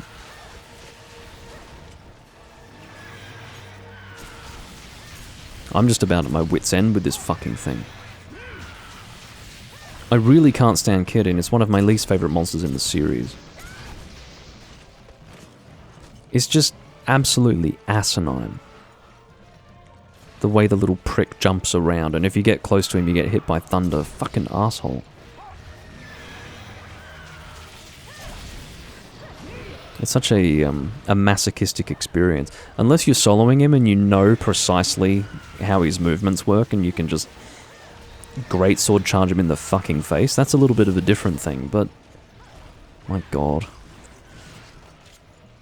Multiplayer with a prancing pony. Honestly can't stand the thing. Weird dragon horse bastard. And this is with reduced health, presumably, because he's one of 2 monsters. Can you believe it? Terrible fucking quest.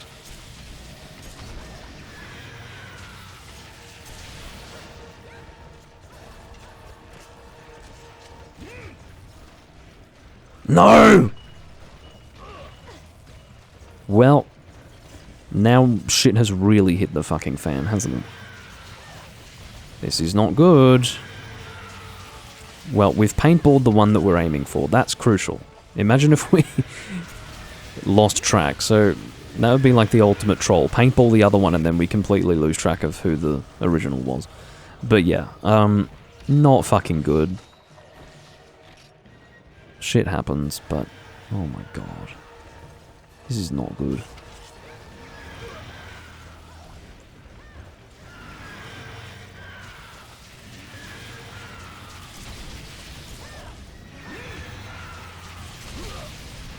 And there you go, I was too close and so I got lightninged.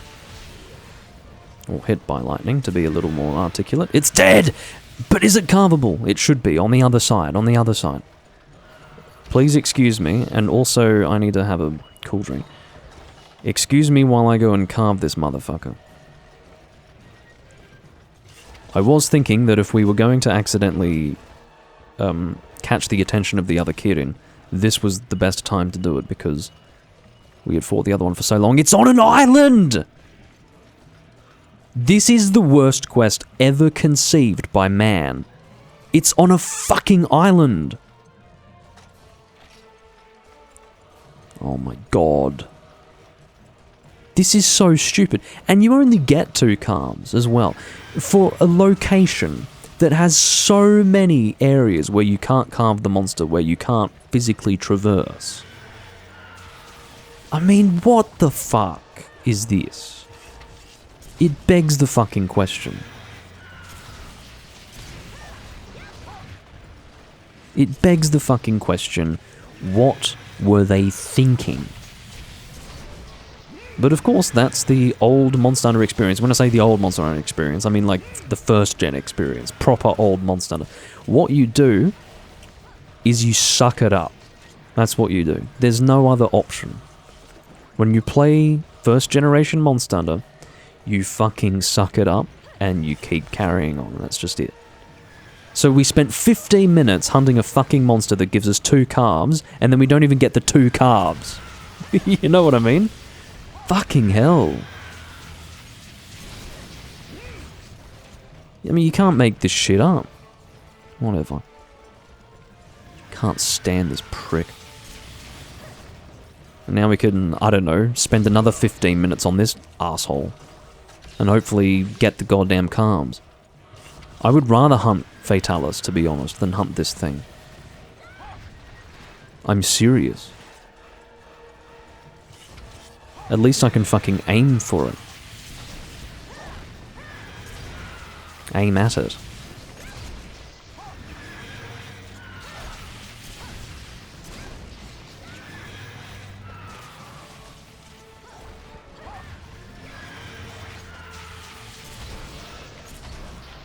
That's a good opportunity.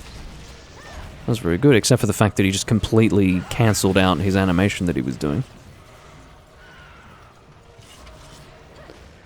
I cannot believe this quest. This is incredible. Again, you know, I come back to this game after some time and I see things like, oh, look at this, I have some quests that I haven't completed in the first star level of G-Rank. Oh, I wonder what those quests are. Oh, they're really, really shit. That's why I never completed them. Oh, I don't have the Kirin armor set. I wonder why. Oh, it's because the only quest that you can do to get the Kirin stuff is like eating glass. No wonder.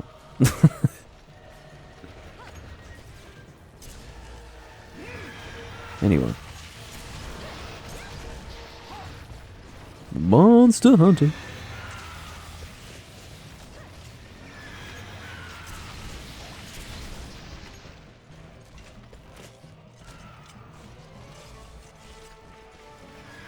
Anyway, we shall persist. I should have enough ammunition for the fight. Ugh.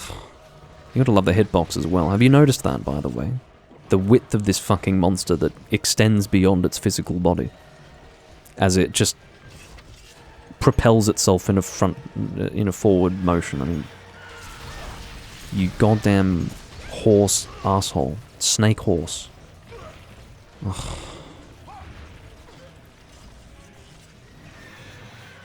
We're all having a bit of a moment now.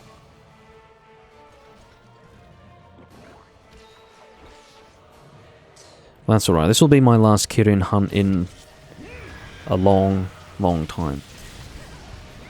I don't think I can subject myself to this again. Not for a while.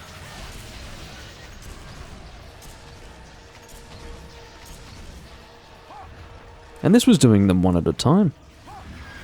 Imagine the groups of people who do both of them at the same time and just suffer. Well, it's not like we're not suffering.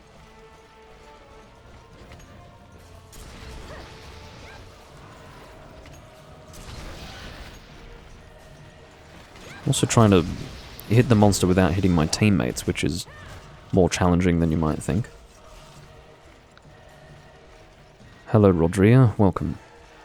We are doing one of the worst quests in the entire series. Welcome.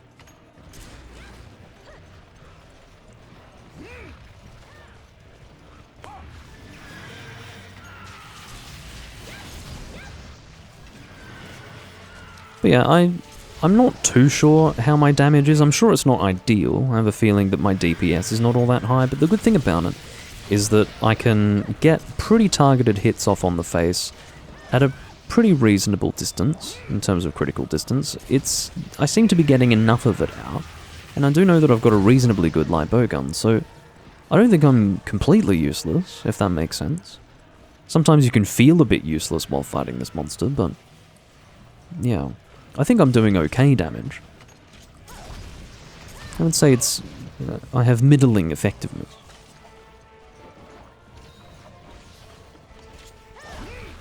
No, this is a pretty big Kirin, all things considered. I don't know what you're comparing it to, Rodria, but all the Kirin that I'm familiar with going up to even 5th gen, this is standard size, if not larger than normal.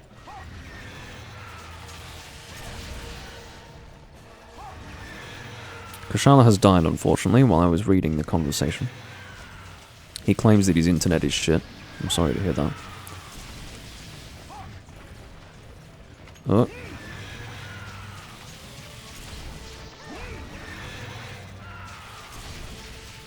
Of course, I would be in a very, very different position if I hadn't been given 9 mega potions by AJ. That was very, very helpful of him to do.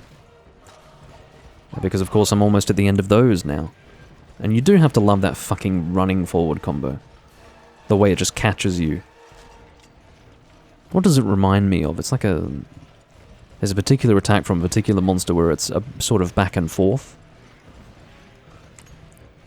Could you stop moving for at least a fraction of a second? Oh, and then he skips through animations as well, just to make himself even less predictable.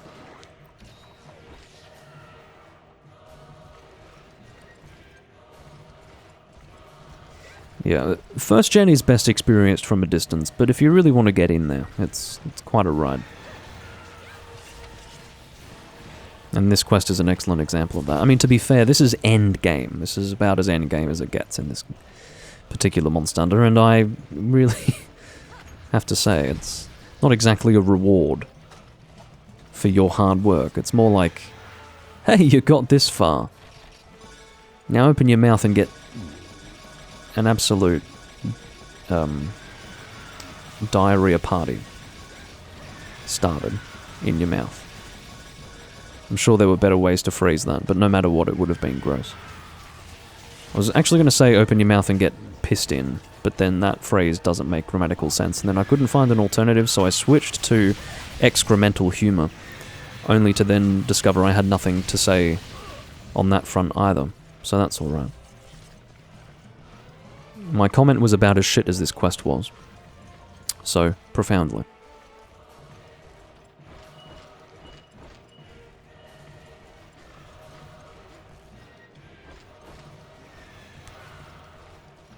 Now I'm at the end of my healing. It's gone now.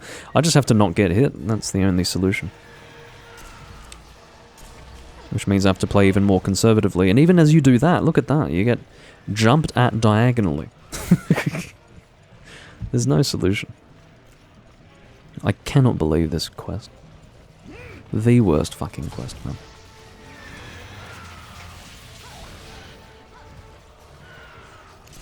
Perhaps I should have gone Blade Master. Maybe I'm being unduly negative about going Blade Master against this monster. It's just the idea of it to me is gross.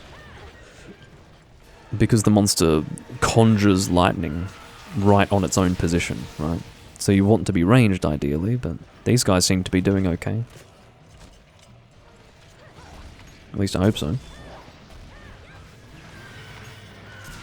But, yeah. Yeah, well, there's nothing I could have done, unfortunately. Going back to camp is possible, but, well, I probably should have done that. Instead of allowing myself to die and putting us in a position where we are at one death away from failure, I probably should have used a Farcaster, because I think I have one. But no, the only way to get back... No, I don't have a Farcaster, actually, so that wouldn't have been an option. I'm glad that I didn't have a Farcaster, because that makes me feel slightly better. But, look, I'm not actually going to return to the fight, because I think that would be more dangerous. I have gunner defense. I have 100 health. My ammunition is fine, but I just feel like I would be jeopardizing things. So, I'm going to hang back here.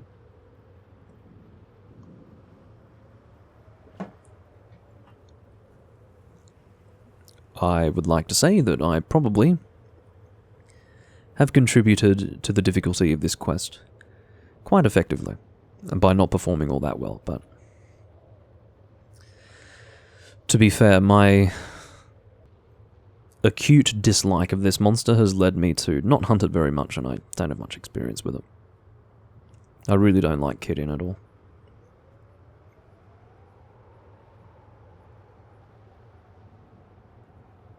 It was also very, very demoralizing to miss out on the carbs of the first of the two Kirin.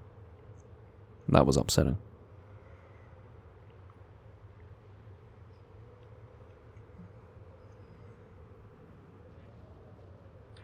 But if my calculations are correct, we should get this done within the next 5 minutes. It's not much of a calculation. It's more like a guess.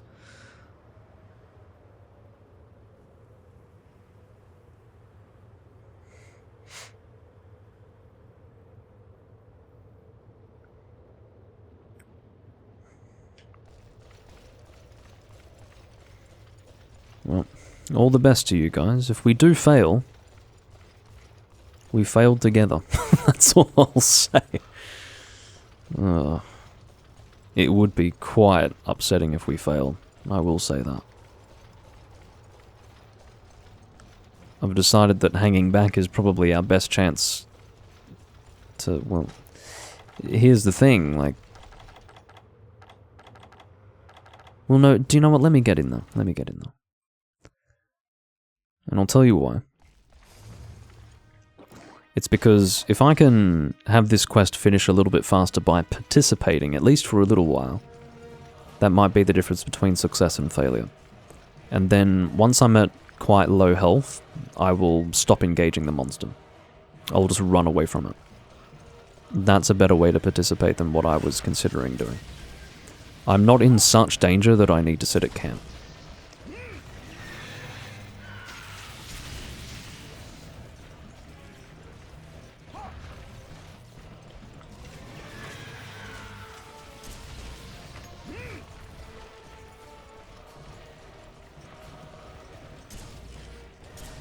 Oh, my hip firing is leaving a lot to be desired.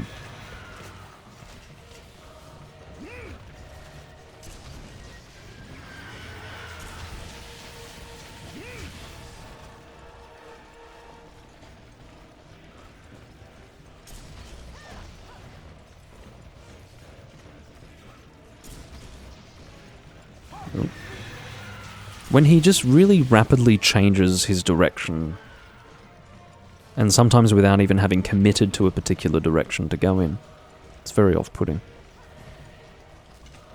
And I suppose that's something I haven't mentioned either, it's the fact that he is a monster that moves very quickly. He's never in one place for very long. Well, sometimes he is when he needs to sort of scratch the ground, but it just doesn't feel like it happens frequently enough, does it?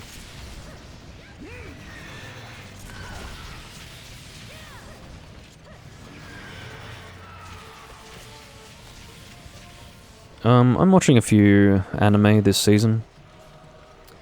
Toa no Yugure. There's something tabetai, I don't know. Something about a girl who's suicidal who wants to be eaten by some kind of siren monster. Oh, there you go. We succeeded, guys.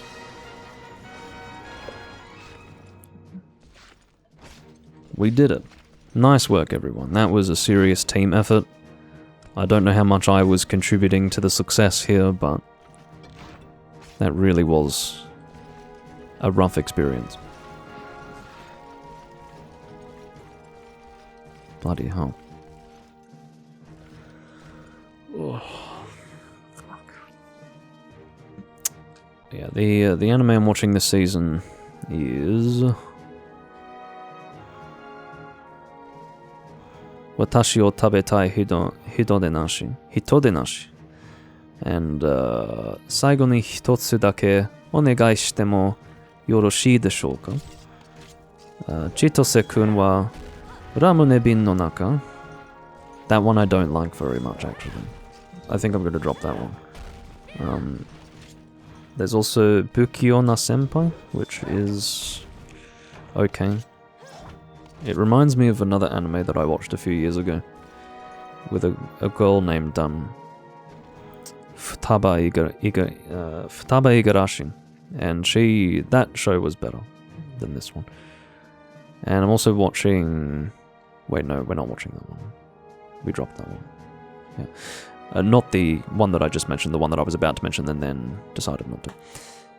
The one that has Last Boss in its name. So that's what I'm watching at the moment.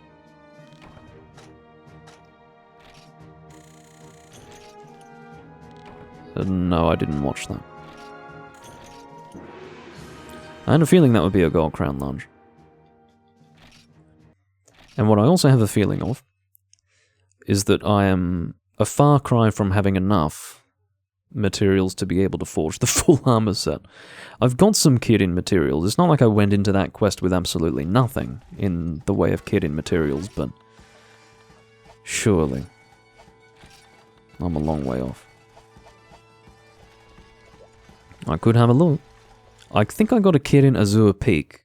Is that what it's called? That sounds like a 4th gen term, so I'm going to tentatively suggest that that's not what it's called, but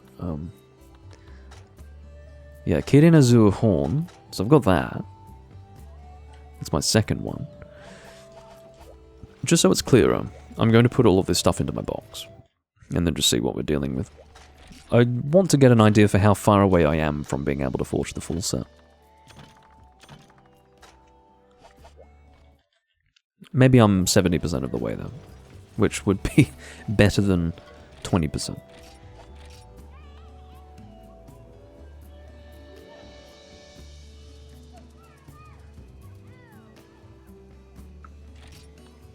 Well, I hope I did quite a lot during that fight. It felt like I did. I felt like I got most of the knockdowns. I feel like I was participating, it's just I don't really know. I don't know for sure. This uses some high rank stuff, which is okay. I probably should forge that, although I don't have much in the way of money, so... Well, I can definitely forge those two things. Oh, here we go. Can't forge this, that needs thunderbugs, but... Okay. Kirin Special Hide. So I definitely need some more special Kirin Hide. At the moment, oh no, Kirin Azure Horn, this requires 2, so... That means I wouldn't be able to forge the waist and the helmet. I would say, yeah, I'm about 70% of the way there. Maybe 60%? We could even say 50% if we wanted to be...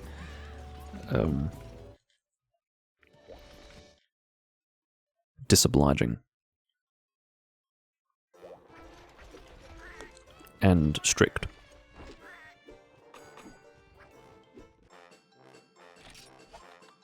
Kushala is now screaming in the chat that he can't make anything, despite having just survived that quest.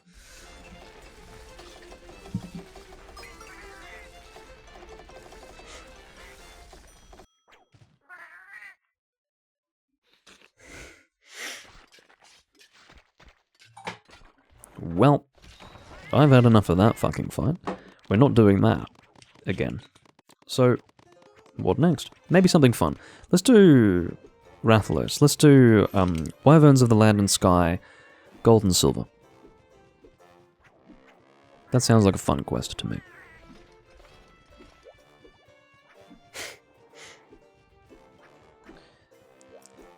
Well, apparently the pellet set that AJ has in mind uses Garuga, so I've got more Garuga stuff than I have Kirin stuff because I fucking like Garuga compared to Kirin. I mean, I don't historically like young Garuga. I find him interesting in first generation, but...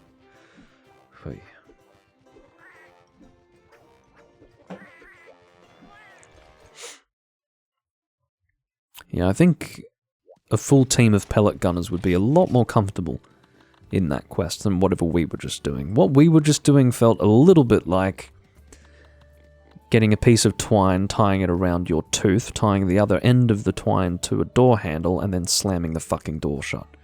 That's what that felt like.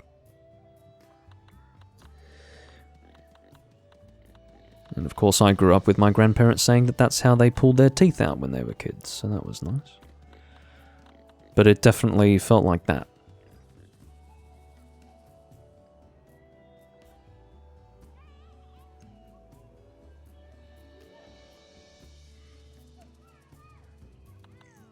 Okay, so if we're doing Wyverns of the Land and Sky, I'll use something... Well, I haven't used a Sword and Shield yet in this recording, so I'll do that. I'll bring Auto Tracker, because we're fighting two monsters. And... well... what should I bring? So, they'll both be weak to Thunder, so I could bring the Kirin Bolt Indora. Or I could bring the Shining Wyvern Blade. What's more fun? Or I could even bring Deadly Battle Axe. Nah, let's not bring that. Shining Wyvern Blade.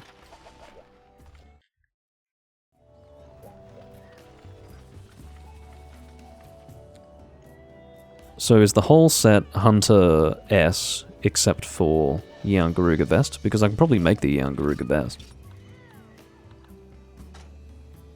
I can, because we're not including the lack of Gen Prey Hide Plus in this case. I definitely have what I need, so yeah. And then Hunter's S. What would I need for that? Low rank vest. Oh, low rank Garuga. I probably can make that as well. I thought I did low rank Garuga. Maybe not. I don't think you can access him that easily here in this game.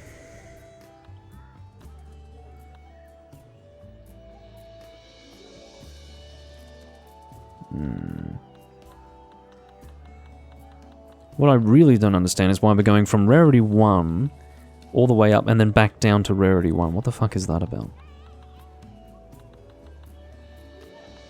I'm not seeing Garuga here. Okay. I like that it's 1, 1, 1, 1, 1, 1, Zenny. Can I just say, it's disgusting that there is a drop from Fatalis in this game called Crust. Fatalis Crust. It just makes me think of, well, you know, something crusty. I mean, when you describe something as crusty, it's a very... it's unbecoming. It's a sort of... it's a foul term, in my opinion. Anyway. I need to get some Mega Potions on the go. I've got some honey in my inventory already. I've got 8 honey, actually, so... let me withdraw some combo books. I think I need 3 in order to get 100% combination rate. I think so. Let me speed up here. Oh, I already have potions in my inventory. I just hadn't sorted my inventory. Understood.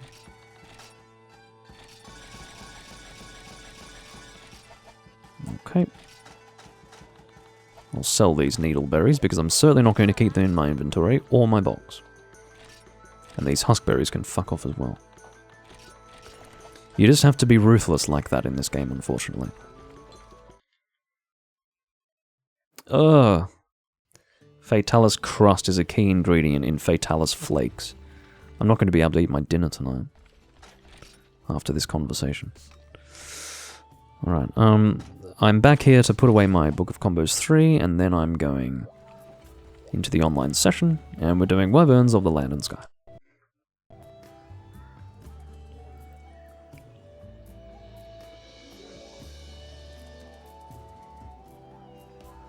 I suppose I'll check as well. You found low-rank Garuka in page 25. What? Page 25. Yeah, you're right. It's in page fucking 25. I have everything I need except for 1 Garuka scale. That's annoying. Pellet up +2. Really? Is this the only thing that gives pellet up +2? In a vest? Unless we're benefiting from other skills for the mixed set, which is probably what's going on, but anyway.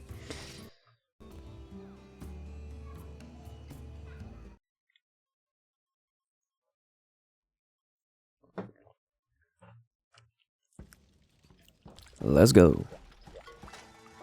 So of course there's like a billion quests that are similar to one another. So this is Standard Rathian, Standard Rathalos, Silver Rathian, Silver Rathalos, Gold Rathian, Silver Rathalos, excuse me, and this is Pink and Azure. Which should come as a surprise to no one given the very explicit title of the quest. But the confusing part is obviously when you've got 2 quests with just no information as to what the subspecies is. You have to go, usually, based on the Zenny requirement. So the cost of actually accepting the quest will be higher if it's for a subspecies.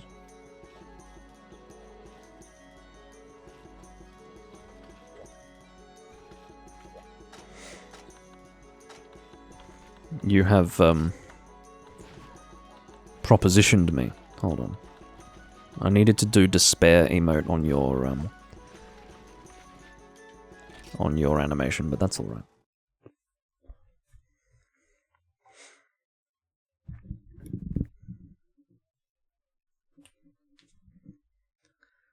So the quest that we're doing right now is what's often done to make money in this game. The reason being that Silver Rathalos wings, which drop quite frequently, can be sold for a lot of money. A lot of money.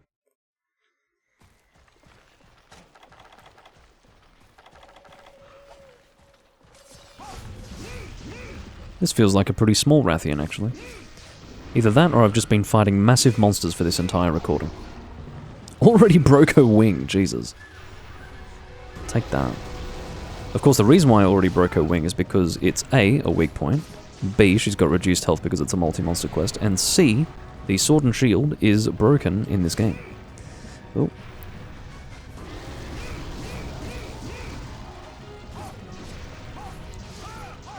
And D, this is the strongest sword and shield. In terms of raw damage, anyway. I can't see what the fuck is going on. Leave me alone, you yellow-scaled little shit. Well, actually, the colour of Gold Rathian is much better here than in 2nd gen, to be honest. Or perhaps it's just this location. She looks golden here. In 2nd gen, she looks fucking piss yellow.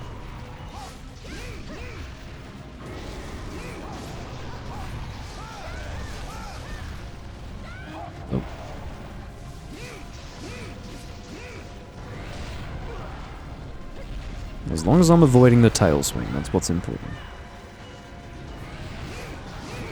Oh god. Bit of a head-on joust there between Rathian and myself.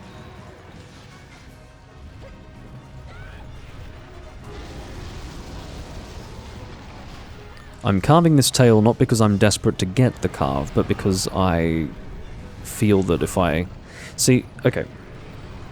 I do give this explanation fairly frequently, but I'm giving it to you now again in case you didn't know. The reason why I noob carve is not because of some sort of desperation for the carving material, it's because if I don't carve it while I'm looking at the thing, I'm going to forget it. Because I'm very pursuant. When a monster leaves the area, I just go straight after it. I'm like a dog with a bone. As soon as I see that monster leaving the area, I'm straight after it. And then I often end up forgetting tails that need to be carved and things of that sort. So, that's why I do it. I do it immediately so that I don't forget to do it in the future. Oh, that was an example of input detection issues. So I guess Sword and Shield's a little bit messy. Other weapon types seem very good with this mod that I'm talking about. Sword and Shield is a little bit unruly still. Not entirely cooperative.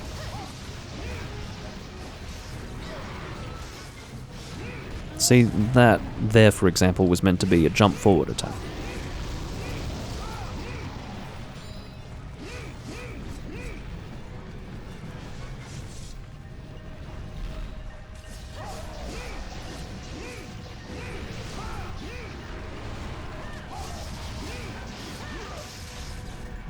I almost got the chance to ride her.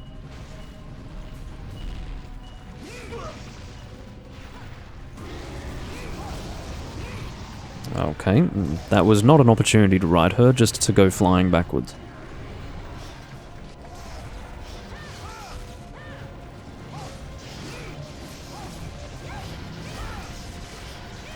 Just for the enjoyment of the viewers, I'll show you how to ping in this game. So, you'd think, oh, you open the menu and then you just press a button, right? Oh, no, no, no, no, no, no. What you do is you open the menu, go to the gestures page, open the gestures page, and then you can press square to beacon, and then you have to manually back out. That's how you fucking ping in this game. It's unbelievable. Again, these people don't really understand game design. I don't care if it's easy with the benefit of hindsight after having played games where you just fucking open the menu and press the button and you're doing a beacon straight away. I don't care if that's an unfair perspective to have. In my opinion, basic understanding of game design would tell you that you don't go through so many menu options to get to something that you probably want to access relatively quickly in the heat of the moment. You know, that's what game design tells you. You actually think about what the experience for the gamer would be like. Like, imagine you've placed down a trap or something like that, something in the heat of combat. You don't want to be mucking around in menus for 5 seconds. But no, that would be too, I don't know, too sensible.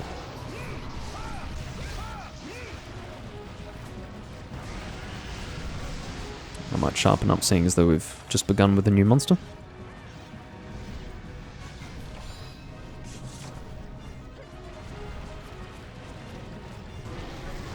You keep your fireballs away from me.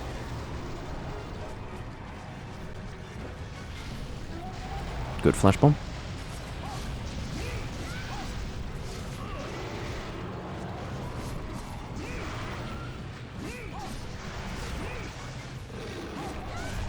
But yeah, this is one of those quests where you end up doing a lot in Monster Hunter Freedom 1 if you need the money. And do you know what? I'm probably going to sell the materials I get from this quest, because I kind of do want the money. Because if I intend to make the full kit inset, and I did sort of, in the heat of the moment, that's another phrase that seems to be my favourite phrase of the day. I did in the heat of the moment say that I'm not going to do kitting again for a long time, but once I, you know, get over my irate condition, I will do more kit in, and then I'll need a lot of money to actually make the set, so I should take advantage of this opportunity to go and sell the materials I get, and then you'll be able to see how much money you can get just by doing this quest once. And it's a pretty decent amount.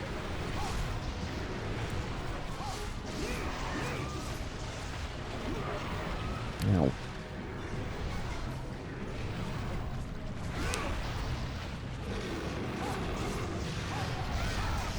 Might aim for the tail here. Well, that was a little bit too soon for us to have cut the tail during a KO. I apologise for that. Normally I'm pretty good at that. Normally I keep track of how many attacks have been dished out on the tail, and then I decide, well, we don't want to cut the tail too soon because then that's a waste of a KO, but no, that was a bungled affair on my part. Ow. Oh, yeah. That was very dramatic.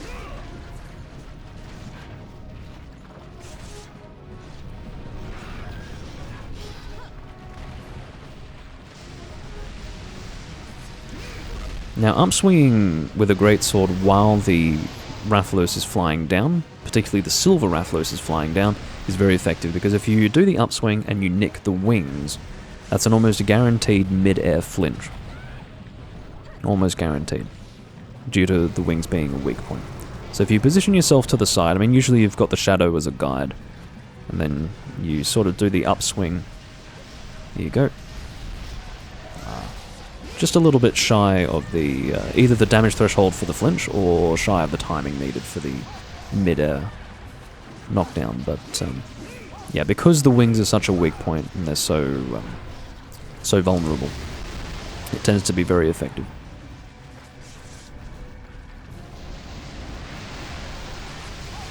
Oh, come on. I suppose I only have myself to blame there. Usually there's a sort of point where the animation stops actually having an effect, but no, I mean, I just ran straight into his running animation though, after coming down to land. Alright. So I already, what? No, so I haven't carved that tail because this is the other monster, not the Rathian.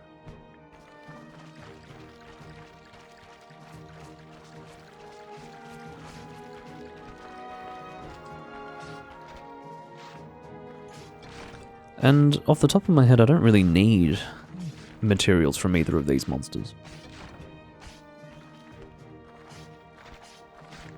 In the case of Silver Rathalos, I can't think of what weapons I would want. Because standard Rathalos is very good in this game, and I don't think you can really make much Silver Rathalos stuff. There's obviously armor, but in terms of weapons, the Rathian, or at the very least the Rathalos weapons, tend to just upgrade into themselves. Rathian does upgrade into Gold Rathian. I've already got the Sword and Shield. So, yeah. I suppose that's why this quest ends up being a bit of a money maker, rather than something where you would want to hoard the materials for forging equipment.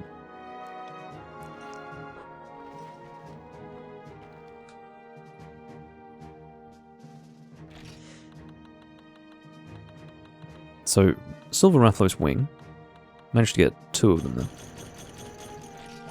That's the big money maker in this quest.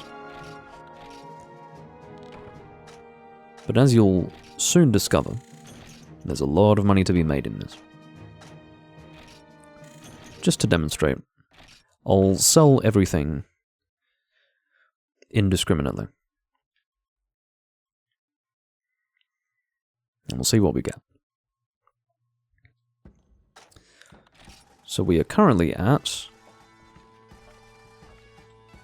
114,991 Zenny. I don't know why that sounded like more than it should have been. I guess I never actually pay attention to what the figure is for how much Zenny I have. I just look at numbers. And then whether or not I have enough numbers. But yeah, I think because I don't often need Zenny. It's really only in 1st gen where I feel like I'm at a disadvantage when it comes to Zenny and the amount that I have. But, alright.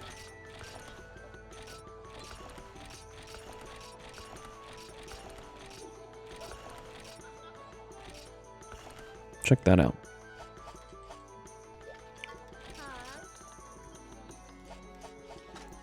We've now got 196,791 zenny. So that's in one quest. And that's probably enough to make maybe 2 armor pieces, perhaps even 3, depending on what it is.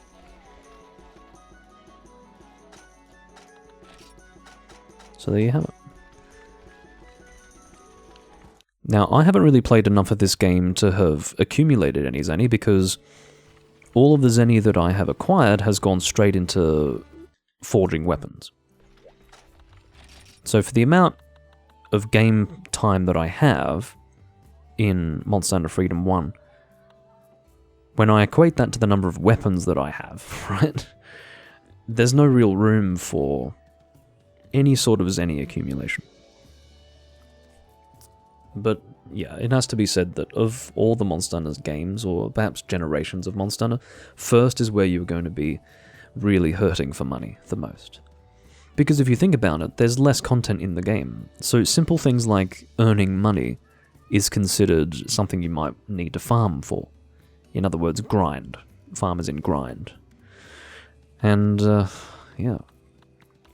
It can be annoying, but again, it's one of those things that you just suck up and deal with.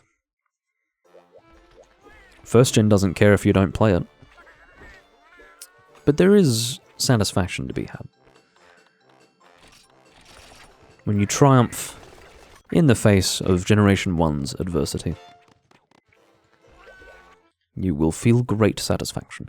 What's really satisfying is to be able to build an endgame character in a game like this. That's what's really fun.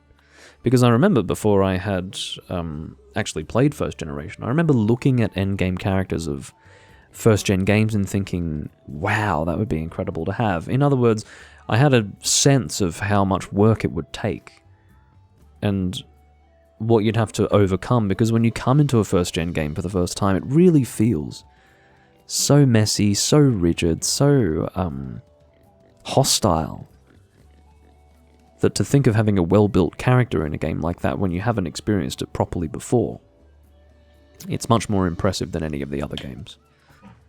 You know, that was my perspective as a second-gen hunter who had played through all of the other generations all the way up to Gen 4, when I went into Gen 1 properly. Like, actually going in there with the intention of building a character in this game. And that was back in, I think, 2018, 2019. When I built a character in this game. And yeah, it was... the goal felt almost unattainable, but my desire to achieve the goal was enough to get me there, I suppose, and so now I've got all of this business. Not many armor sets, and it's only because you don't get much benefit out of lots of different armor sets in a game like this, because there aren't so many skills. There aren't as many skills as there are in second gen, and not many weapon-specific skills that you can get, and obviously we're in a game here where there are no evasion skills either, so yeah, quite limited. So even though normally I make a lot of armor sets in a Monster Hunter game, not really here. But there are still more that I could make. But anyway. How long have we been live for? A bit over 2 hours, but I think some of that time was spent mucking about, so... we'll do at least one more hunt. I don't know how I feel yet. I could even go for longer than that.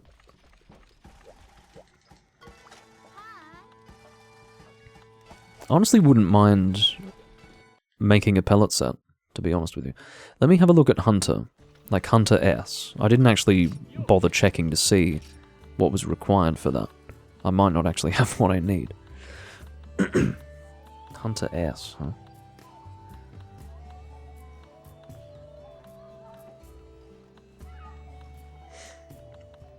What the hell is it? Hunter S. Normally it would be Rarity 5, wouldn't it? I've got Rarity 5 in my head for Hunter S. Oh no, it's here.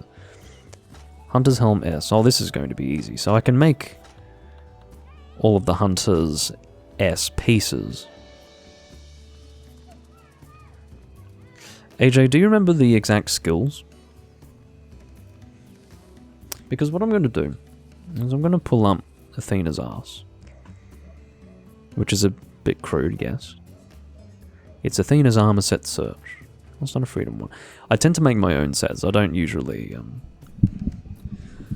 just take a set straight from someone else and then do that. So let's do palette art. And I suppose I'll try to share the window here. Window capture. Athena's ass. Here we are. This way you can see what I'm doing. So, Athena's armor set search. Let's do no weapon slots because I don't really... No, let's do weapon slots. So, the gun in question is... Now let me just have a look. I've got a bookmark, a GameFAQs bookmark for weapon trees in Freedom 1, so... guns. Guns? Okay. The GameFAQs info does not include guns. Thank you. Fuck. Alright. Doesn't include guns. Understood. So, it's some parasol. So, maybe I can make the gun. Let me just remove Athena's from the stream.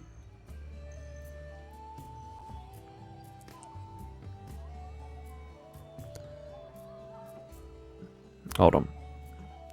Yeah, so Mr. Kushala in the chat is screaming, "He's on fucking Freedom Unite Athena's ass!" Ugh. Yeah, it looks the same. It's literally based on the Freedom Unite Athena's.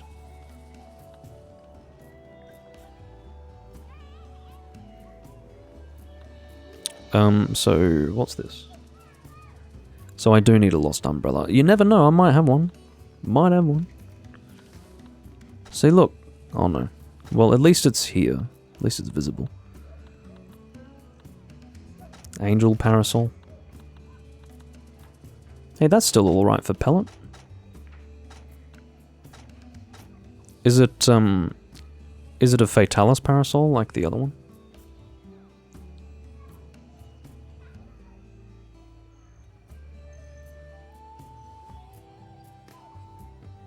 Because I remember vaguely the name that you mentioned, but I don't know what the materials are to make it other than Lost Parasol.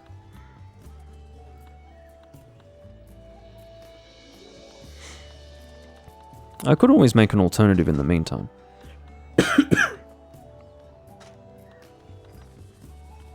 Oh, I like how I'm talking about slots as if they're actually slots, as if there are actually decorations in the game. What am I talking about? Let's go and... Yeah, it's probably Fatalis. It's probably the black parasol. It's just the name's a little bit different. So what we're doing is we're checking for... So we go to Gunner.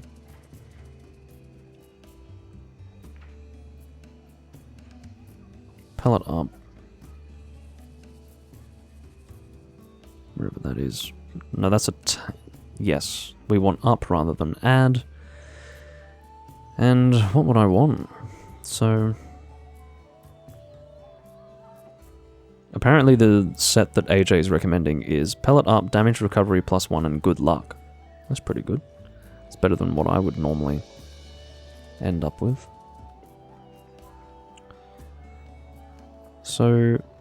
It's pellet, so potentially recoil down for pellet level 3. Would I want that? So recoil reduction +1. Okay, not possible. Not possible. What does it say just for pellet up? Gives me this for pellet up. Okay. With a few extra skills included. There's no option to actually look for extra skill, unfortunately.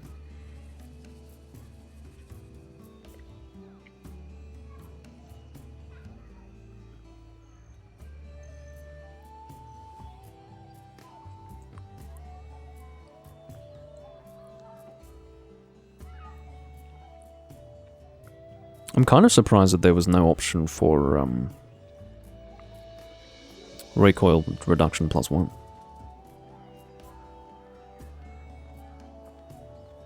Well, there's also an argument to be made, AJ, that defense is really not the point of gunning. If you're gunning correctly, you shouldn't really be getting hit much at all. But, so sacrificing defense for skills is really not a concern of mine. Attack up medium? Nah. Attack up small? Nah. Looks like if you've got pellet up in this game, your options are very limited. Very limited.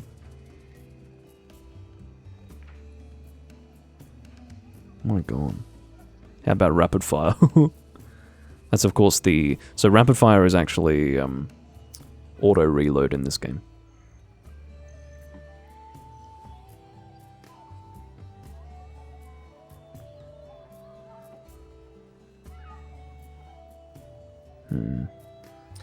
Yeah, it's probably going to be that. Like, so the reason why I've opened up Athena's arse here is because I wanted to see if... I need to stop saying Athena's arse. The reason why I opened up the armor set search is because I wanted to see if there was anything that I would consider more useful than damage recovery +1 and good luck. Because that really is just fluff, to be honest. The only real useful skill there is pellet S attack up. But if I can't get any other really practical skills like recoil reduction +1, that's obviously very useful to have. I would much prefer that to just having, you know, pellet up and detect, which I did see come up here. So stun duration halved, detect, there you go. We've got a few options for this actually. So there's your damage recovery speed +1, good luck. Stun duration halved, yeah. Because of the limitations in this game, these are coming up quite easily. So, yeah, this is it. Yeah, I'll get that. I don't think there's anything better.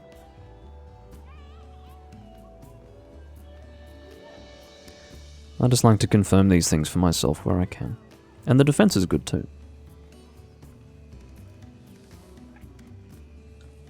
It is the pellet set. Okay. Well, in preparation for that, I suppose I'll make the hunter set. Expend some money. It used cap, didn't it? I'm sure it used cap. Hopefully I've got the materials that I need for the other pieces. It was the chest piece for Garuga, right? The rest is hunters.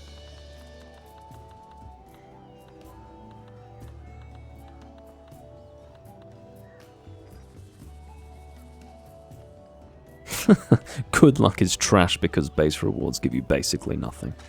That sounds about right.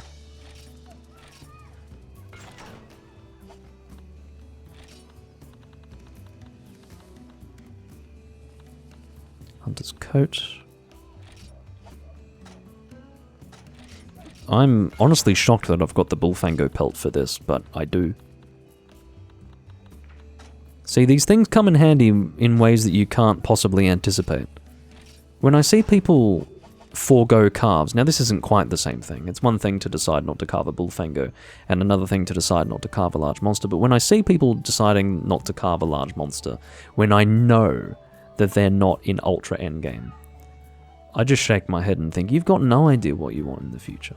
Like, what if you decide randomly, oh, I want to make this decoration, or, you know, something else? I suppose at this point, the criticism that I'm making is not specific to this game, it's just in Monster Hunter in general, particularly in later games. You don't know what decorations you want to make, you don't know what armor sets you might want to make, like bespoke and strange armor sets that you might want to make in the future. So, get the shit now. You're not even spending time. I mean, this is time that you would otherwise be spending standing around doing nothing. Carve the shit at the end of the quest. I've never understood that. It's weird laziness, and it almost... Yeah. I mean, I speak as a bit of a materials hoarder, so maybe I'm not in a position to judge, but... Yeah, of course, in this game, you don't really have the luxury of carving whatever you want whenever you want, but... Yeah. So, I'm very tempted to, in the interim, well actually no, I think I can probably get the gun quite easily. And yeah, I'm familiar with how rapid fire works in this game, insofar as it being the Crimson Fatalis loadout. I don't know if you mentioned what was needed for making the gun.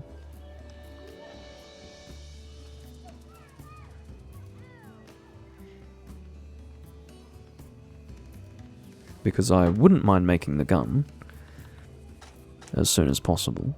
Because I do have some Black Fatalis materials. Let me see what Black Fatalis stuff I've got. I'm a bit concerned that it's not showing up because you can see that there are other guns requiring the Lost Umbrella that are showing up. So if the Fatalis one isn't showing up, it probably means that I'm missing a Fatalis material, which is not very good. So I've got Fatalis webbing, Sharp Eye, what? Evil Eye, Sharp Eye, Crust, Hard Crust. What? So Heavy Crust, Hard Crust, Crust, Heavy Shell, Carapace Shell, Thick Scale, Scale plus Scale, Gore Spike Horn. What the fuck else do I need? What would you want from me, game? What is this damn gun? Unfortunately, the reference that I usually rely on for Freedom 1 doesn't have any info on guns, and I'm a bit shocked.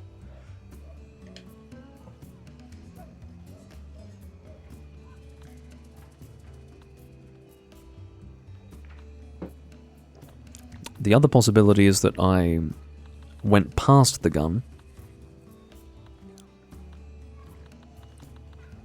and it is actually in my list. Just didn't see it. Probably not, though.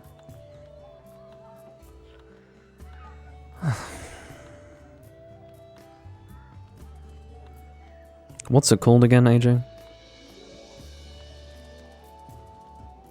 I need a heavy wing. Jesus. I need a fucking heavy wing, that'd be right. That might be my pathway to getting Kirin materials, though, because I really don't want to do a Kirin quest in the same way that we did one just before. That was awful. Dead Parasol, it's called. Okay. Alright, what do I need for the plate? The fucking... Young Garuga vest. I need one Garuga scale. Okay. Now, can you do high rank Garuga online? I think you can. Is there such a thing? Or is it DLC only? It's probably DLC only, isn't it? There's no urgent quest coming up, none of that. I don't think you can get Garuga scale. Unless you have the... Well, I must have been able to acquire it myself somehow. Notice how I don't have a Garuga offline quest? Oh no, I do. Okay, I'll have to do that in my own time then. Because I do have the quest solo. I think it's in Monster Hunter 1 and Monster Hunter G where you have limited access to Young Garuga in the village. Probably Monster Hunter G. But, anyway. Yeah, I'll do that in my own time, that's fine. As for Fatalis, I'm not going to subject myself to that right now. I'm not going to subject you guys to that right now. I'm probably going to do one more hunt and then I'm going to finish up. Oh. If you have a Fatalis that's about to die, that you can post, let's do it.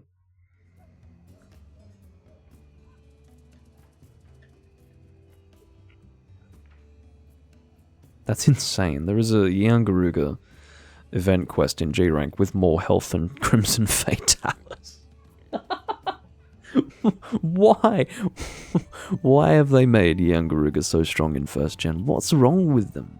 What brings them to decide that the Young Garuga, just even based on appearances alone, I don't really know the lore behind the monster except for the fact that I think Rathian got raped by a Kutku, but aside from that, what sort of What would drive them to make that monster so strong?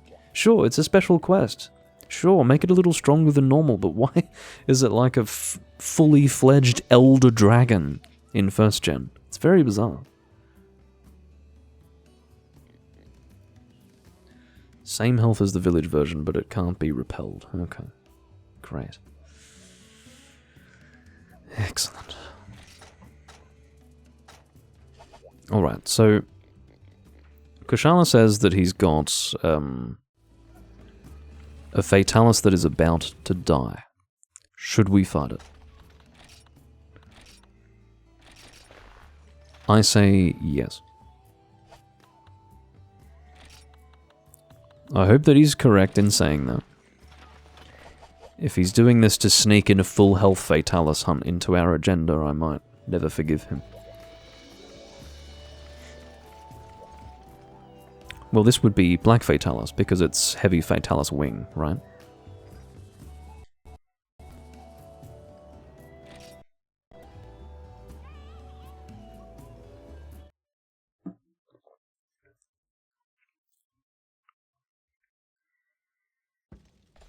This would be an absolute godsend if you've got a weak one. Look at this garbage. Imagine having 4 quests that are identical. 1, 2, 3, 4. Why? Each with its own description. With this money, we can repair the ballista. I hear there is ammunition for it in the arsenal. Put it to good use in your battle. With this money, we can rebuild the castle gate and crush the black dragon. Use both this and the ballista in your battle. We have repaired the great cannon for use against the black dragon.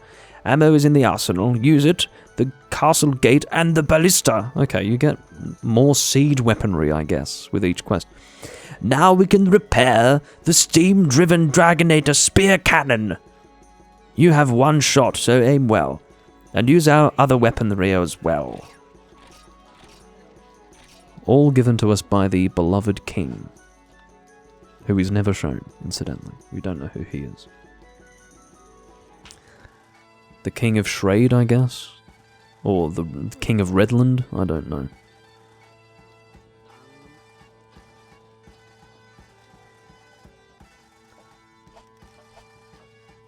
Alright.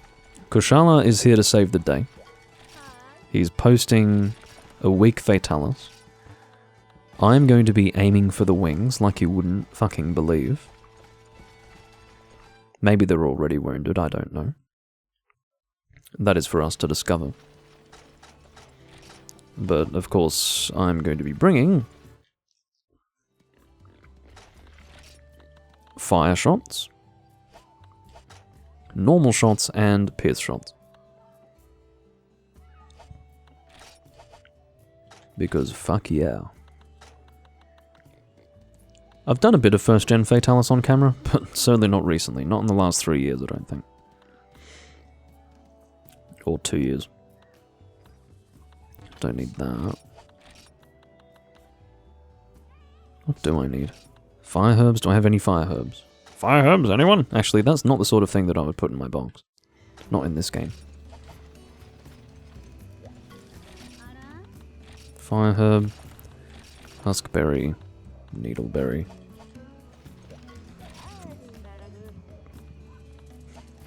Man with the bag, get over here. Notice how he comes running when I ask for him? I'm speeding up the game, of course.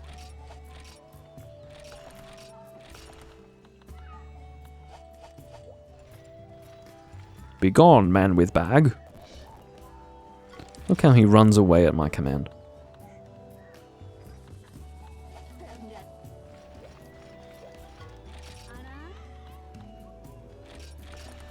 Okay.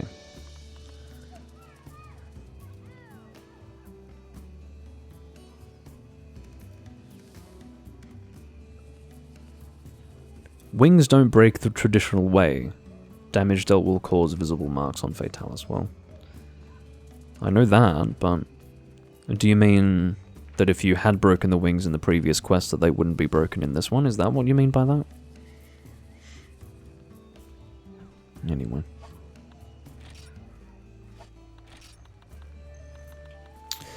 So. What else do I need? Fire shots.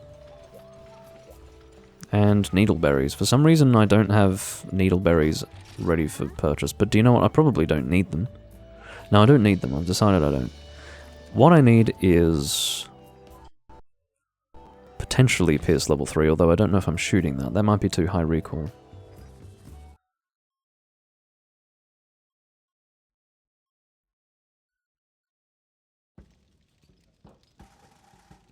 What do you mean by when you progress rounds? Do you mean that if we were to repel the monster, we would get break rewards, but if we killed it, we wouldn't get break rewards? What do you mean?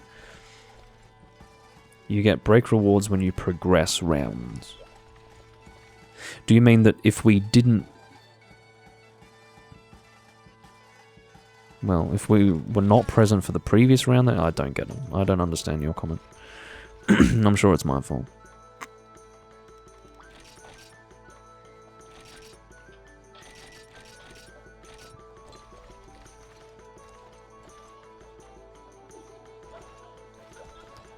Kushala's doing the first gen standard, which is whatever it's called, Eternal Strife against Fatalis.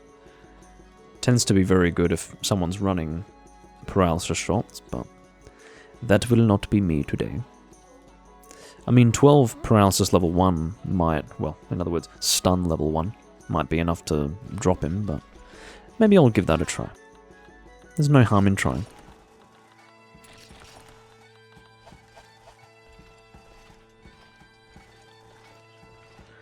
It has 5 different states it can show up in by how much health it has left. Well, fuck me.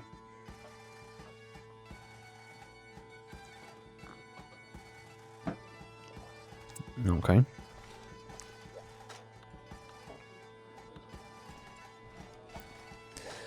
Oh.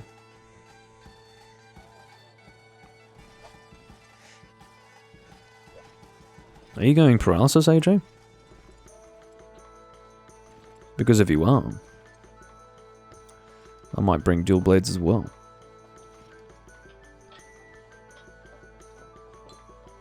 I'm just wondering if it would be better to go gun or dual blades in that event to break the wings.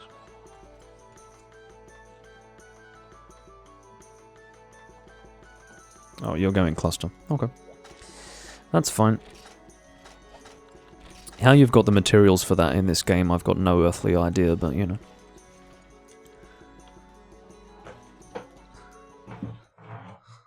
I don't really have the mental fortitude to play this game in the way it was intended. I'll say that with honesty.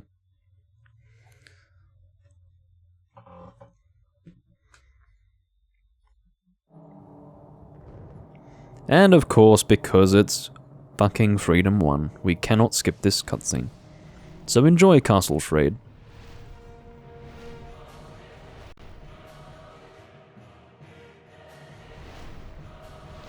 It is true that because they choose to use this theme in so many quests,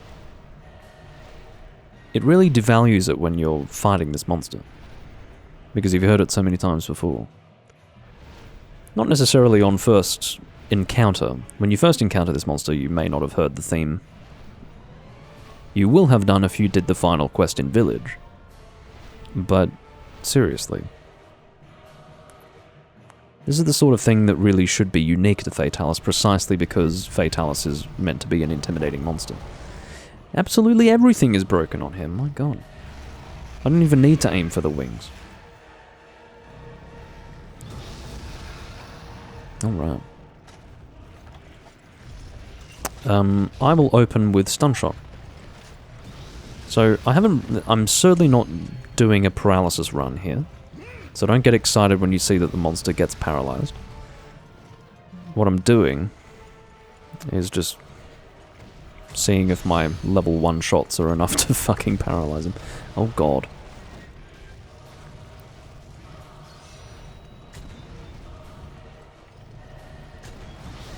Because if I can paralyze him, then that will be very good, in conjunction with what Kushala is using.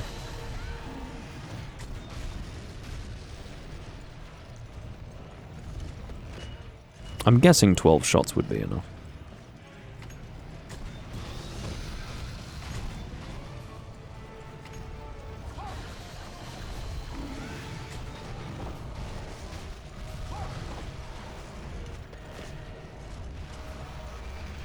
I'm not going to paralyze him there, or risk paralyzing him there, because his head will go into the wall.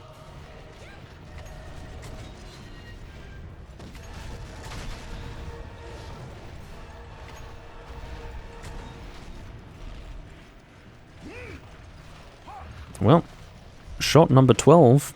If this one doesn't work, then that's confirmation that 12 level 1 stun shots cannot paralyze a Fatalis, which wouldn't come as an extreme surprise. I mean, obviously I wasn't very certain when I decided to shoot these shots, but anyway. Yeah, that didn't paralyze him. Okay. If you're gonna run paralysis against this monster, you'd better bring level 2. Otherwise you're wasting your time. Or bring rapid fire. I used to do these lovely hunts with Hellhound on Hunsterverse. In-game name Jaeger. He used to run rapid fire and paralysis against Fatalis, and we would just absolutely fucking annihilate full health Fatalises with Eternal Strife. So you'd have 3 people with Eternal Strife and Hellhound with his fucking bombs and his level 2 paralysis. We would make very, very short work of these monsters. These Fatalis bastards. It was good fun. Obviously didn't get any goddamn heavy wings, which is annoying. So I don't know if I'm correct in saying this, but I think AJ was suggesting that we're not going to get the break rewards for the wings because it's already been deemed broken in a previous quest. I fucking hope that's not true.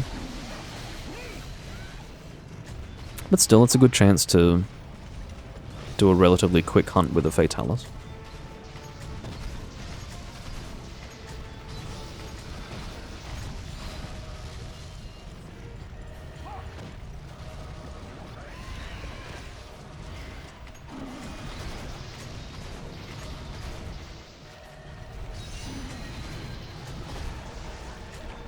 Oh, there goes AJ. Never be complacent with a big, nondescript, lizard-like black dragon.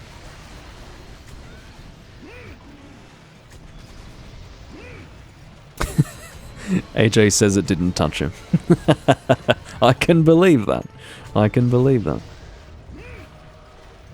This is the thing, AJ. You cannot exist in the same plane of reality as a Fatalis doing the walk forward attack.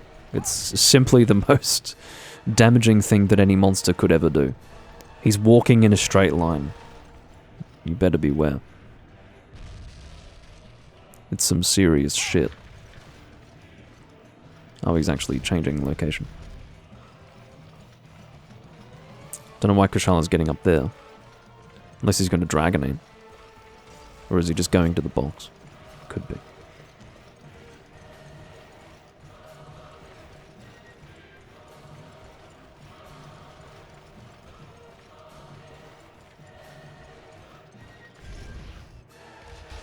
In other words, I think he can follow... Oh no, you can't actually get a straight run all the way to the Dragonator from here. I thought you could. What the fuck is he doing? My god. Apparently, Fatalis wanted to go to the other side, but then decided that, I don't know, he didn't like it over there. The indecisive Black Dragon. What an idiot.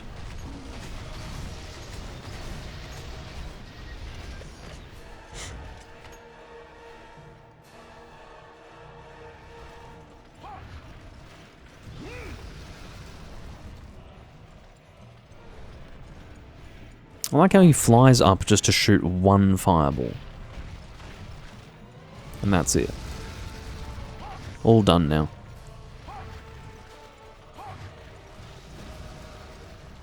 What a stupid monster. I can only say that now. You know, obviously, many years ago he had a pretty serious intimidation factor, and he retains the intimidation factor in many ways, but my god. The people who designed him were just off the charts eccentric. Such a weird design. Especially for the so-called King of Elder Dragons, or whatever you call him.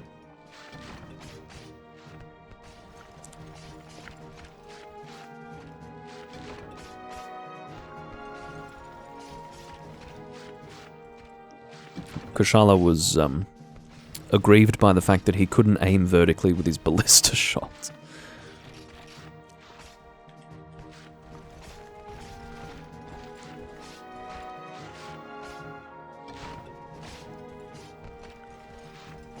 Now, I unfortunately was a little too well prepared for this fucking fight, because my inventory is very full for these carves. I'll be so annoyed if I, for example, carved a heavy wing. It might be break only, I don't know. But imagine if I carved a heavy wing and then I lost the opportunity to actually keep it because I wasn't able to trade it in time. That would be shocking. Fortunately, that didn't play out, and I believe I got all of my carves. They look like all 9 carves.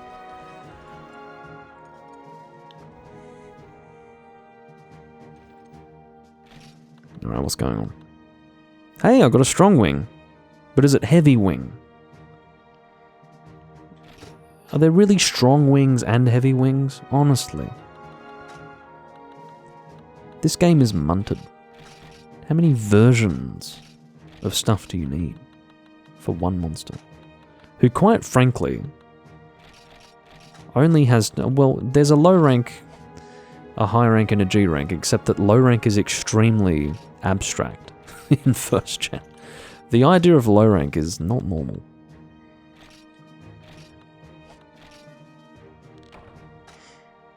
Whatever. I got a strong wing. Almost as good as a heavy wing, but not the same. And if it's not the same, then it's not what I want. But thank you for posting that, Fatalis. That was good.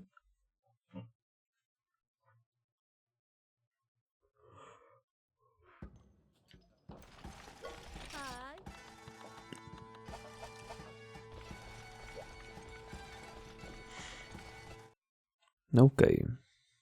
I think that will probably conclude the live stream. I think we've had a very good run. It's been a good session in Monster Hunter Freedom 1. I haven't done this in ages, actually. Or it feels like it's been a long time. Maybe I've done it this year, once. Feels weird to say that. Maybe I've done it this year. Yeah, I've been doing this for too long. The opportunity to do Freedom 1 is something that I will always take. I enjoy it a lot. It's a great game. When you're not fighting 2 Kirin simultaneously and you miss out on your carbs. But, yeah. I think that is going to conclude this. I'm going to pet my Poogie, or pat my Poogie to not be American.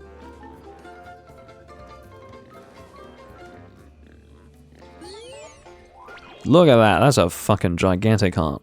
That heart was wider than my shoulders. That is how much love my Poogie has for me. I've got great luck now. Maybe that's where I went wrong. I got a strong Fatalis wing because I didn't pat my Poogie first. And now he is sleeping in thorough contentment. And with that, I shall end the live stream. Thank you all for joining me. This has been very enjoyable. And obviously, thank you, AJ and Kushala, for joining me for the hunts. Because if it weren't for them, I wouldn't have been able to play Monster Hunter Freedom 1 multiplayer at all. We had one fucking guy join randomly, and he couldn't even make it into a single hunt before disappearing while saying, "No cum," in the chat. C-U-M. No cum. Anyway. I will see you all when I next play Monster Hunter, which will hopefully be sooner rather than later, and I bid you all farewell for now. Goodbye.